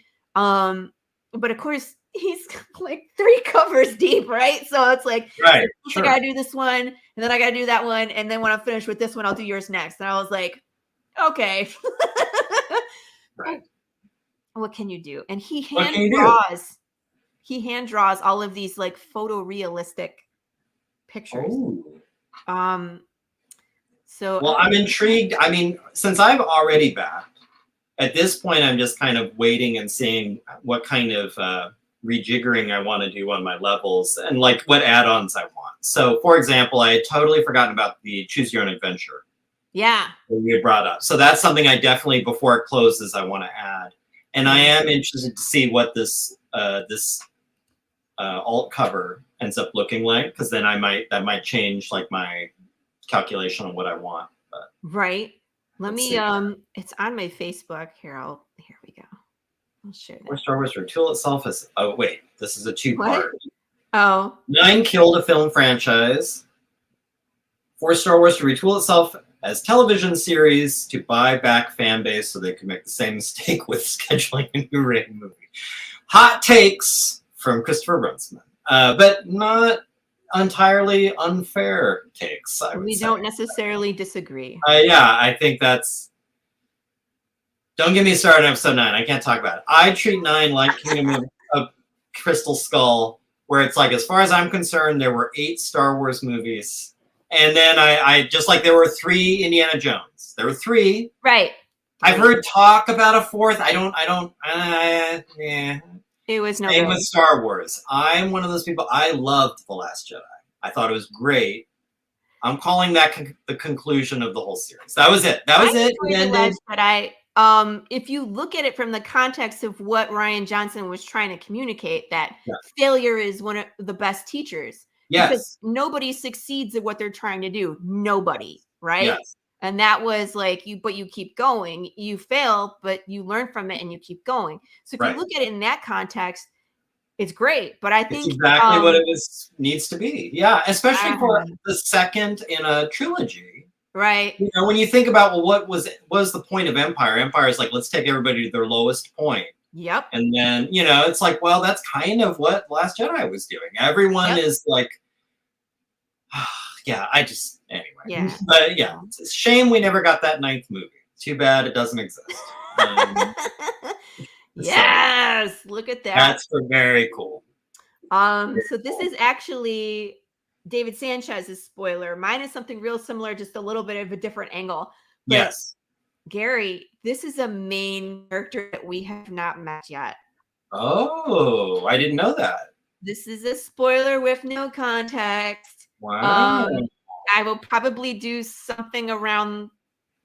I'm not going to cover her face, but I might put some Morse code or a cipher or something on the cover to hint at what's coming. But when she shows up, it's a hard left turn. The story goes in a completely different direction. I'm intrigued. I assumed it was just sort of an attractive image. It didn't occur to me that this could actually be a person that we're going to meet. Now, there's going to be a couple characters that show up that could be this one. I'm not going to say which one is which, but when she actually makes the appearance, you all are going to think it's someone, and it's not. But when this character actually makes an appearance, it will be painfully obvious who this is. Okay. And you all going to hate me too in that issue. Okay. There's that laugh again. There's the laugh about. I have been giving you guys a piece of information since the beginning, which is a spoiler with no context. So when you get to the issue and you see that bit of information, you're like, oh, damn it, it's been here the entire time. Yep. Oh, I can't wait. I am very much looking forward to reading the 3rd one. I'm looking. So, also, I think I might have already asked you this. Page count of the 3rd? You said 26? 24. Pages? 24. 24. They're all going to be 24. Until I think we might go longer on like some of the bigger issues, like 8. We might be able to. It just depends. It just depends on. We want to make sure we do the story justice. We are planning on 24 for 3. If we need to add 4 pages, we can. But usually we intend on 24. Yeah. Okay. Excellent. So they'll be very consistent. Yeah. Sometimes go long if you have to. Yeah. Yeah. I mean, we want to do the story justice. So if we need more pages to do the story justice, we will add the pages. But we're planning on 24. Okay. Yep. All right. And how much time is left in the Kickstarter? Oh, I don't even have it pulled up. Yeah, I don't either. Let's look. Christopher, I think this would have been an acceptable. Last Jedi should have been 2 parts and done. Maybe. I would have been okay with that because I love The Last Jedi. What I do think they should have done as an indie sitting in my home office, pontificating about what Disney should do with Star Wars. I recognize the absurdity of it. I think when Carrie Fisher died and they realized whatever their plans were for Ep9 was not going to work, they should have allowed themselves a couple years to really think about this. They shouldn't have tripped over themselves. It's like, let's cobble something together quick because God forbid we have to push the release date of episode 9. This is another advantage of being an indie. It comes out when it's right. There's no rush. There's no timeline. There's no theater slot where it has to come out. Like, I think that was mistake number one. She died, and they're like, how do we still release a movie on time? That's crazy. Why are you doing that? Like, you're just having to hurry through a script, which is not going to be good for anybody. Anyway, that was a mistake. They killed off the wrong Skywalker. That's what they did. They should have kept Luke alive and killed off Leia at the end of that one. They had a way out. She was in outer space. They could have killed her in Last Jedi. They could have. Yep. But see, I think maybe they didn't know. I think they shot that movie because she died between them, right? Like she died. Yes. I think Last Jedi was in the can and then she died. Yeah. So in theory, that's another potential in the pick-a-path of Star Wars. You could have said, hey, we haven't released The Last Jedi yet. Let's re-edit it so she dies and push off the release date 6 months. And then rethink episode 9. I mean, that's another thing you could have done. Now, I think looking at The Last Jedi, I think it's hard to excise her from that. She's pretty central to that story, especially in the last act. So it's kind of hard to like, let's just, rewrite it without her there. But it's still doable. I don't know. Whatever. But anyway. So how much time left for the He has Richard Griever as the new hunky emperor. The what? You gotta read it. Put it up. It's Chris's last comment. Oh, let's see here. That's a weird choice. That's a strange, Well, I mean, if you're gonna put a dance number ending in there, might as well. Might as well. Look, it squeezed in Return of the Jedi. It's an homage. Mm-hmm. Okay. All right. 11 days. Yep. 51 over. So you're about $600 over your goal. Yep. But more would be nice. If we could get to 55, then I can be comfortable doing color. 55, you feel good. So that's okay.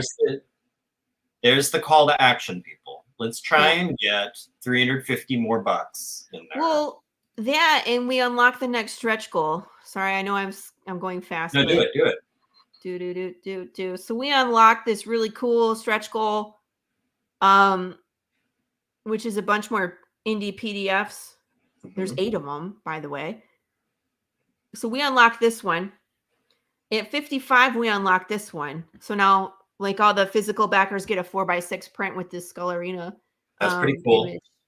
So if we get to 6, I would love to do a slice and dice. That's Danny Trejo, right? Yes. Right. Okay. Yeah. Trejo from Machete. Yes. But I've been pushing for this. Like the last one we did, I was gonna smash pumpkins with a sledgehammer. I remember. This one, I will still smash something with a sledgehammer, but I'll let you guys chew like machete, sword, sledgehammer, and I'll just kill a watermelon. Nice. On a live, and it'll be fun. I'll dress up as Pikachu, whatever. Whatever. Be entertaining. We'll just say that. Yes. Who doesn't want to see that? That'll be fun. Absolutely. I got pins. I got stickers, and then if I doubt we're gonna get this high, but I can always add more stuff. So this is the one I am changing, the 100 backers. Last time I did a blooper reel. Yes. I think I'm gonna hang on to some of these concept art and pages from the comic from 2020. I would rather build the deck of cards. Yeah. So. Yeah, I mean, I'm intrigued by both, but to me, concept art or early art, that seems like a natural fit for the trade. Mm-hmm. Like to add, for the people, this is where my head's been with planning the trade for DvsM. There's people who have read every book you're selling them again. So what can you add to this that will be like, oh, that's interesting? And to me, like from a movie buff perspective, bonus materials. What's a good bonus material making of? So. Yeah. Because for those that weren't aware, we actually did start Path of the Pale Rider in 2020. And I had 2 different artists that were attached. I had one and then I added another one. And then one fell through and then the other one fell through as well. 2020 was a hard year for everybody. Yeah, it was. Yeah. So then I took 2021 off and I just contemplated, 1, do I really want to continue? And 2, I forced myself to be patient for the right artist. Don't just jump on the next one who says like, yeah, this sounds cool. It was like, let's make sure the style matches. Let's make sure that their calendar looks like how I can handle. You know what I mean? Like if they have a full-time job and an infant and and they're on 2 other projects, might not have a ton of time available. Right. Or, are they a full-time artist and they're on 17 other projects? It just depended. And then with Marco, it worked out because he's also here in Texas and he's only an hour away from me. Right. So we could do cons together. We can do book signings together. It made things a lot easier with Marco because he was already attached to an Apocalypse project. I could see the potential from the beginning all the way through like issue number 8 where it gets absolutely nuts. He will be able to handle it. Mm-hmm. And the fact that we're close together just makes life easier. So I'm curious about that. So when the first 2 artists fell through, was that actually very discouraging for you? Were you? Of course. Yeah. Of course. I considered a few things. One, I was like, maybe I work on my own skills and I do it myself. Mm-hmm. Or do I just scrap it and do nothing? I had no I had no idea that it was that kind of tenuous at that point. That it was a little like that it could have not happened. That you could have been like, well, forget it.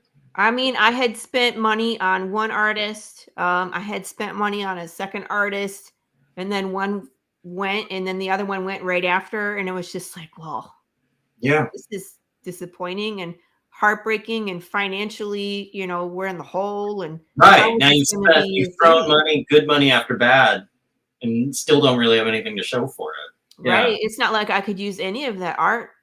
Because once you change an artist, their style is completely different. It doesn't make any sense. So, but it's a good thing, I think, for anyone who's watching to hear, about that.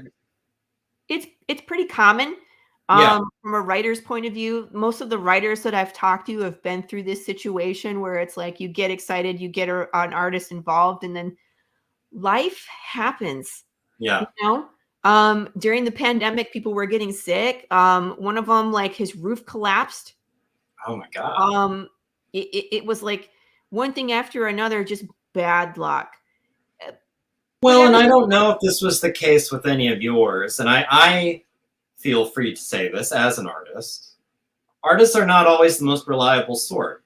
And they can be a little flighty, and they can be a little like, what's the new shiny set of keys they want to chase? Right. And I imagine like some people out there, our fellow creators, they probably lucked out and found an artist. The very first artist they approached, it was their artist soulmate, and it worked out perfectly, and it was great. But that's not the norm. That's not the norm. Yeah, right. It's like you can have a lot of false starts. A lot. And it's normal. And you know what? It just depends on the situation. Because like obviously mine is it's a longer series. I've had people look at my series and be like, it's a really cool concept, but I don't want to be tied down drawing one story for 6 I can't commit to years of work on years of work. Yeah, right. Yeah. Right. And they were like, I won't be able to do it because I know I'll be itching to do other things. Sure. So I'm glad that they're upfront to be like, I can't commit to this because it's too long. Yeah, the fine. self-knowledge is good because Mhm. I know I also, like, if someone approached me, it's like, I want to do a whole series. It's like, I'll do one. Like, if you want the artist to be different every time, maybe, but like, I Yeah. can't, I don't, like, It's hard though because, like, for example, Path of the Pale Rider, let's say I pitch to Image. yes. Image is hiring me and my team. If any one person changes in that team, I have to repitch the entire series to Image. And it would go through the Wow. whole consideration protocol again Oh, I didn't know that. because they are approving these specific people to be part of this story, right? Interesting. That makes So sense, though. It makes sense from their perspective. Because if right. you're like, cool, and then you bring in some Yahoo to start drawing and it doesn't look anything, or it's like, I'm going to swap out the writers. I'm over it. I'm outsourcing it to my cousin who sort of writes. Right. She writes Mandalorian fan fiction. She'll be fine, Right. And Like, like now it's like, what the hell did we just buy? Yeah. right? So it's completely different genre. Right, exactly. So again, for me, or I see this going long term and getting picked up and possibly becoming a screenplay again. I would love to see this animated. I would love to see this live action, whatever Yeah. it becomes. I just want people to get to the story and find it Yeah. because I think it's enjoyable and I think it will change you when you read it. Um, Yeah. but I need a reliable team because if we're going to get picked up by a bigger publisher, again, that's the situation. So it can't like turn out an issue and then be like, bye, I'm going. Well, now we got to start over again, Right. it's difficult. I So understand. this is part of the realities of publishing and managing a team and et cetera, et cetera. But Marco said he's going to be around for a while, which is good. It means that he likes our stuff. Right? Right. He's never going to get an artist who's like, "Meh, I might do another one." Like, what? Yeah. Right. Just one? Right. Talk about this. Yeah. Right. So, Well, I'm excited for you. I'm excited to get the third one. thank you. Is there anything else you want people to know before they close this window and go and back your Kickstarter? Just go look around. Just see what kind of stuff we have going on. Remember that there's the comic book, we have the merch, we have add-ons, we have hot sauce, we have secret rewards, metal covers. We got all sorts of really cool merch. But you can participate if you scroll down to the bottom. You can see all the other stuff that we've done. I have crafted the riddle for issue number 3, so that's ready to go. And I'm finishing up the short film as soon as I can get my husband to film 2 more things. This is my husband, by the way. Oh, is that right? How about Yeah. that? Okay. He's in the first one too. He's kind of like the guy that's selling the spots at the retirement community where he's like, the commercial guy. Very nice. So he's in a bunch of my stuff too, just because he gets suckered into it. But Of course. Well, that's the hazard. That's the cost of doing business when you're the significant other of a creator. You get drafted for things. like, here, can you hold this? He's like, what is this Yeah. for? I'm like, don't ask questions, just hold it. Just don't. Yeah. No, I do the same thing with my girlfriend Mary. It's like I need a hand reference. Can you just hold your hand? Right. Like, what am I doing? Just hold your hand here and Yes. with the phone. There we go. Thank you. Don't move. Don't move. Yeah. Mhm. Yeah. Press your But face. you can see Yeah. like a couple of our short films here. What's really exciting is that every issue we do, this section will get bigger. So you'll see, more riddles, more experience, more fan interactive short films, which I think is fun. And all this does is enrich the story where you get to see more of the things that are outside the comic and Jude St. Clair's point of view. And I'm open. If you guys want to be in it, let me know. I'll get you in it, guaranteed. If you have ideas for the short films, let me know. That's really your sphere of influence where you guys can determine some of the stuff that you will see from me and from Path of the Pale Rider. I've used other ideas before from people that are really good. So it's amazing. It's amazing when people participate and contribute to the world. Yeah. And I always do some stunts. I lit some stuff on fire in the first one, and we Yes. simulated a riot and a shooting, and then Second one, I got run over by a Yeah, car. yeah, right. Yeah. Yeah. No, I'm always enjoying to see. Yeah. So that's good. Excellent. Yep. So we got good stuff. You can always pledge to get original art by Marco DeFillo. We have 2 left of the Big James Funkos. Get a Big James Funko. Oh, Those are one and done. Like after we do yeah. the Big James Funkos, we're not doing anymore. Are you saving one for your tables when you're at cons? Like that, Yes. I feel like it's a great con draw. Yes. But people try to buy him and I won't sell him because he's mine, right? Right. Right. But it's fine because it gets them there. It gets them there and talking to you. And that's the hardest part. So the Jude St. Clair one is from issue number 1. So the way that the Funkos work, and I'm sorry, this is a new tangent, but like we always do a new Funko every campaign. We're on our 3rd campaign. The new Funko is actually Dwayne Fink, this guy from issue 2. Okay. Okay. And then on the next campaign, so for campaign number 4, we'll release 5 Dwayne Finks. Okay. Okay. So last campaign, someone got a white box Big James. He's actually downstairs on my dining room table right now. And then in the 3rd campaign, we opened up 5 Big James for everybody else. Okay. Okay. So the singularity level, that one is usually, the design is a little different. It is unique and it comes in a white box. Everybody else gets an orange or brown box. Mine is a brown box. But then that's it. Like you can't get those from me at a con. You cannot order them from my website. That's it. Gone forever. Yeah. So if you're a Funko collector or you just like Big James, go grab one of those. Because that's it. That's your only chance to get one. Yes. And we'll throw in, of course, a Big James t-shirt, some comics. I put issue physical copy cover A, but I'm actually thinking I should include the variant from Everett Watkins with the Big with him, cover. Right? That would make much more sense. It would. I was just thinking that seems like that should almost be the Big James level. Like all things Big James. I'll talk to those backers and see. You know what I mean? Like, what would you like? Would you prefer a copy of A? Yeah, you could always give the option. Yeah, because they might, or maybe they've already picked that as an add-on or something. Or it's hard to say. It depends. But if they want, I will exchange for a Big James because I think that makes more sense now. This one was really cool. It's gone already, but this $300 level to get mauled by Big James in the comic. Yeah. So, because issue number 3, he makes an appearance. So you actually get drawn into the comic and Big James will end you. That's it. I was a little intrigued by that level. I have to admit.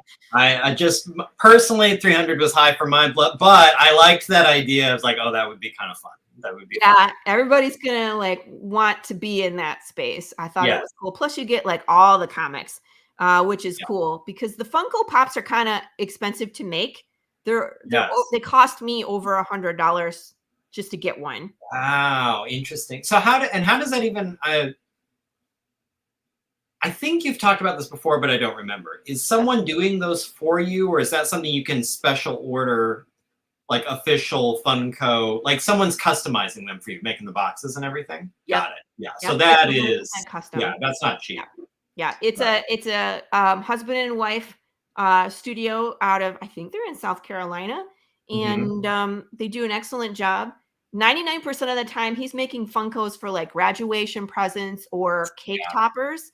Sure. So when I approached them and I was like, hey, I'm a comic book creator. I'm interested in making some Funkos of my characters. He's like, what kind of comic do you make? Are they superheroes? And I was like, no, it's a Western apocalypse. He's like, I'm sold. I was like, you don't want it? He's like, nope, I'm sold. Nope. Whatever you want, we'll do it. Yeah. And I'm like, okay. Yeah. Because he's, dealing with bridezillas a lot. And sure. I love the idea. I would love to do some Funkos of my characters. But yeah, like you said, they're not cheap. They're not cheap. So, but they're definitely collector items considering there's max of 5 floating around. And if people if there's only 3 backers on this level, there's 3. That's it. We're not making any more. But I always get a copy for myself when I deal directly with the sculptor and he sends, we work out a deal where I get one as well. So I'll have them on my table and I'll have to chase people down if they ever think about stealing them. I will get it back. Yeah. They are mine. Get it back, maybe violently. Yeah, no, I absolutely. Right. Yeah, no, it's very cool, and I think that's something I would consider, if nothing else, just to make the table attractive. You Right. know, to make people like kind of come by and say like, well, this isn't actually for sale, but now that I've got you, you know, let's talk about. If you like them, show up while I'm in my Kickstarter campaign, and you can get into. There you go. You might be able to grab one. I probably will have samples of hot sauce at my table. I usually have this one just as kind of like a cool like table topper, and then people try to buy it all the time, and I'm like, not for sale. Yeah. But I'll probably bring a few. I got one extra metal cover that I was going to take to some cons and see if someone wanted it, but issue 2 metal covers are scarce as well. So yeah, we got cool stuff. So come along for the ride, people. Help me get to that color goal. Yes. I would super appreciate it so I can sleep at night. Yes. That's like another $300 or $400. Like, we're almost there. Almost there. Yeah. Yeah. Yeah. I think you'll get it. I think 11 days to go. I think you'll get it. We'll amplify. Hopefully this will help in some small way. Maybe I don't want to commit him. Maybe No, of course. I we'll mean, like, be able to have you on sometime, and that will control other people's spending habits. So I mean, but I mean, we have a fun time. Like I said, I'm having fun. We talk about a lot of interesting subjects in the comic. We'll bring up ethical things where it's fun to debate. We have comedy. Marco will draw like things in the background that you won't notice until your second read through, like singing bass on the walls and like toilets and trees. And it's like, what is he thinking? Yeah. Yeah. And of course, go add on your choose your own adventure. That is by far one of the coolest things that has come out of my last campaign is this book. It turned out really good. And I can't wait to hear how everybody dies. Sorry, there's the cat. A weird audio clip that I can make from this one. I can't wait to hear everybody dies. I will be adding that one on either before it closes or is now. Oh, this is a good question for people who have already backed or are going to back. When you check out, like once it's closed, will you then have another opportunity to add some things? Or if you want to do some add-ons, do you need to do it before it closes? For this Kickstarter, you have to add on before you close. I'm not using backer kit. I am fulfilling myself. Yes. If you wanted to get additional copies of some of the issue 2, issue 3 books, I do have them up on my website. I believe issue 1, all I'm producing right now is cover A. All the variant covers have been sold out and they're not in reprint. But issue 2, you can still get some of the variants. Everything is usually available on the website, which I will reproduce. So the Choose Your Own Adventure is on there. The t-shirts are on there. Keychains and other like small merch are on there, but you're not going to find the Funko Pops or the barbecue sauce. The hot sauce will not be on there. Okay. So there you go. I mean, so you're going to find most of the things, but you won't find all the things. The best place to go is the Kickstarter because I can get you everything you're looking for while you're there. You know what I mean? Because all the exclusives are there. The super secret rewards, you're never going to find anywhere else. You cannot buy them. They are all handmade by myself. Last campaign, I did something called the Bones of Despair. It was an actual wooden box, which I built. And there's a glass bottle of ashes and bones. Fake bones, because I can't send remains through the mail, people. But it's fake bones. And I wrote a poem, which I wood burned into the box. Everything is stained with like skulls and looks really creepy. And the poem talks about how death is gone and like decay kind of filled in and like took the throne. And with the remains, if you put the bottle to your ear, can you hear the remains of the soul in the bones? Just like if you put a seashell to your ear and you can hear the ocean. Right. So I don't recommend opening the bottle. Don't open the bottle. It's just meant to look cool, but it's just creepy. You know what I mean? Yeah, no, it's a creepy, fun idea. Yeah. Yeah. So that was what the secret was for last campaign. This campaign, the super secret is actually cooler. You can wear it. You can wear it. You can wear it. It has. You can wear it. I'll just leave it at that. All right. All right. We have one person that backed it that was brave, and I rang the bell, and I'm like, I'm so excited to make one of these. I made Nice. one for myself because I thought it was so cool, but I was like, it'd be really cool if there was other people wearing these. Excellent. There's, I think, 3 left of those. I'm only making 4. Intriguing. Yeah.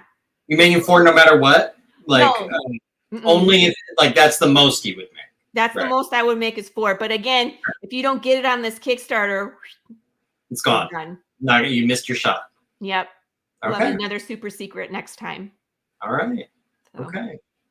Well, that's any last pitch before I think like we're approaching 3 hours? Oh my God, are we? I know. Yeah. Well, yeah, I feel like you've only been on for like 2 or 2.5, but yes, we're approaching 3. Any last words? Anything we didn't think to talk about? Anything you want people to know? I think we talked about just about everything. I think we did pretty good. If you I mean, watch the video. I kind of do a recap of what we're doing and who's involved and the story so far. And just walk around. Like, no rush. You can take your time and go through the Kickstarter and read all the things, learn about my influences, what influences Marco and Marta. And you know, I always put updates. So I'm going to be updating on Monday with the 100 backer stretch goal update. You can see what it looks like inside and all the things that we've been doing.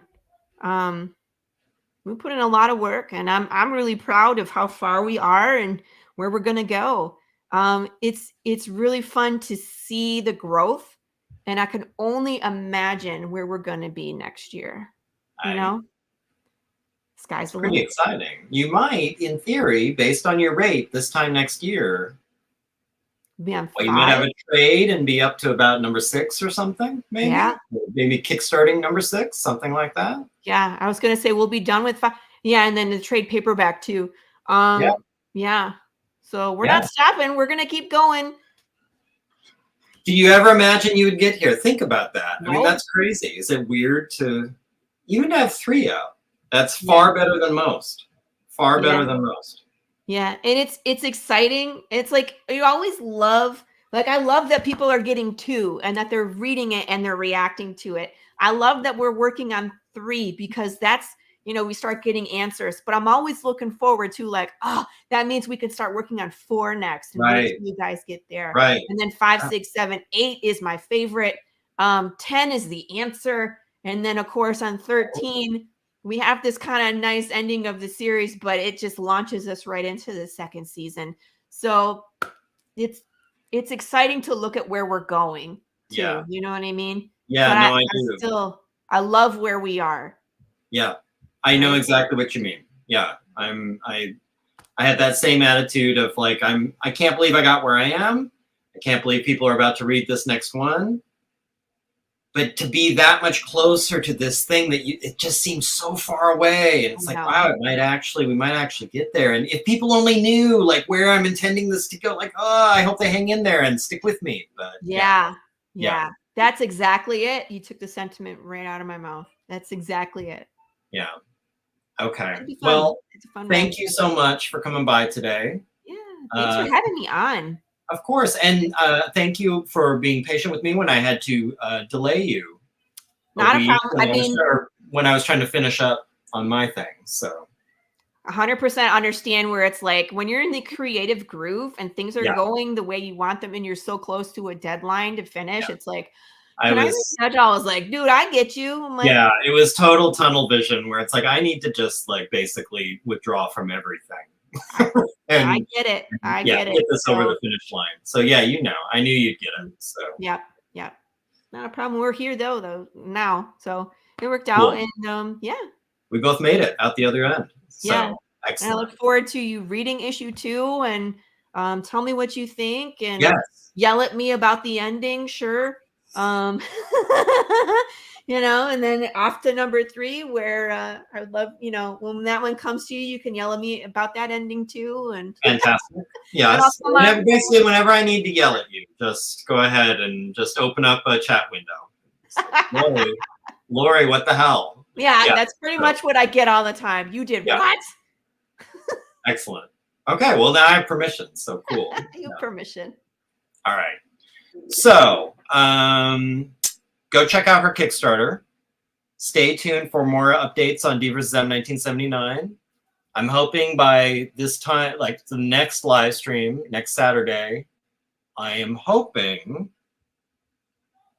I'll have some kind of news about a print order, whether it's already been placed or it's going to be placed very soon or something like that. But we are very much in the home stretch.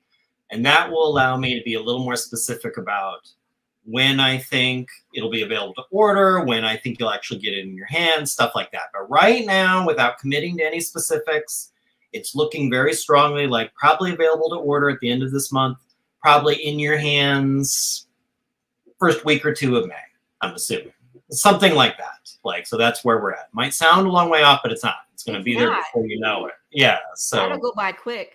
Yeah, it will. So we're almost there.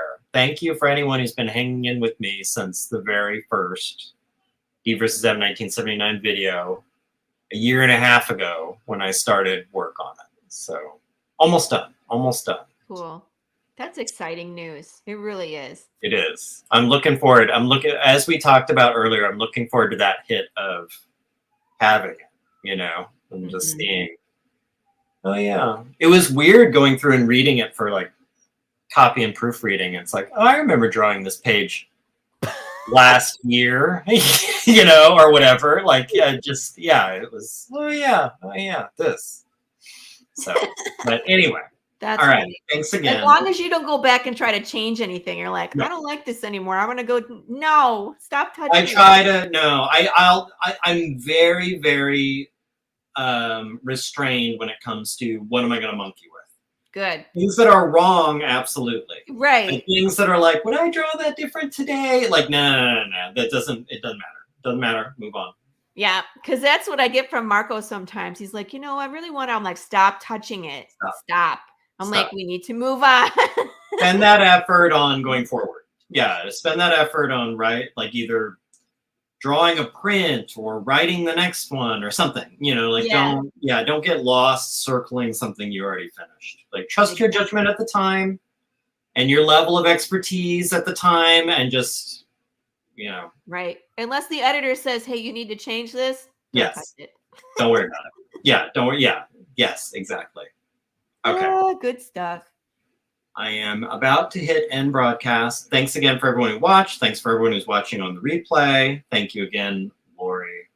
Good luck. I think you're going to get to 5,500. Yeah, that's what we're shooting for. Again, if we don't get there, we'll make it happen in color. It's not like we're going to go back to black and white, but it would definitely help me sleep better at night if we could get there. We can. We'll get you there. We'll get you there. Okay. Next week, everybody. Right. Bye-bye.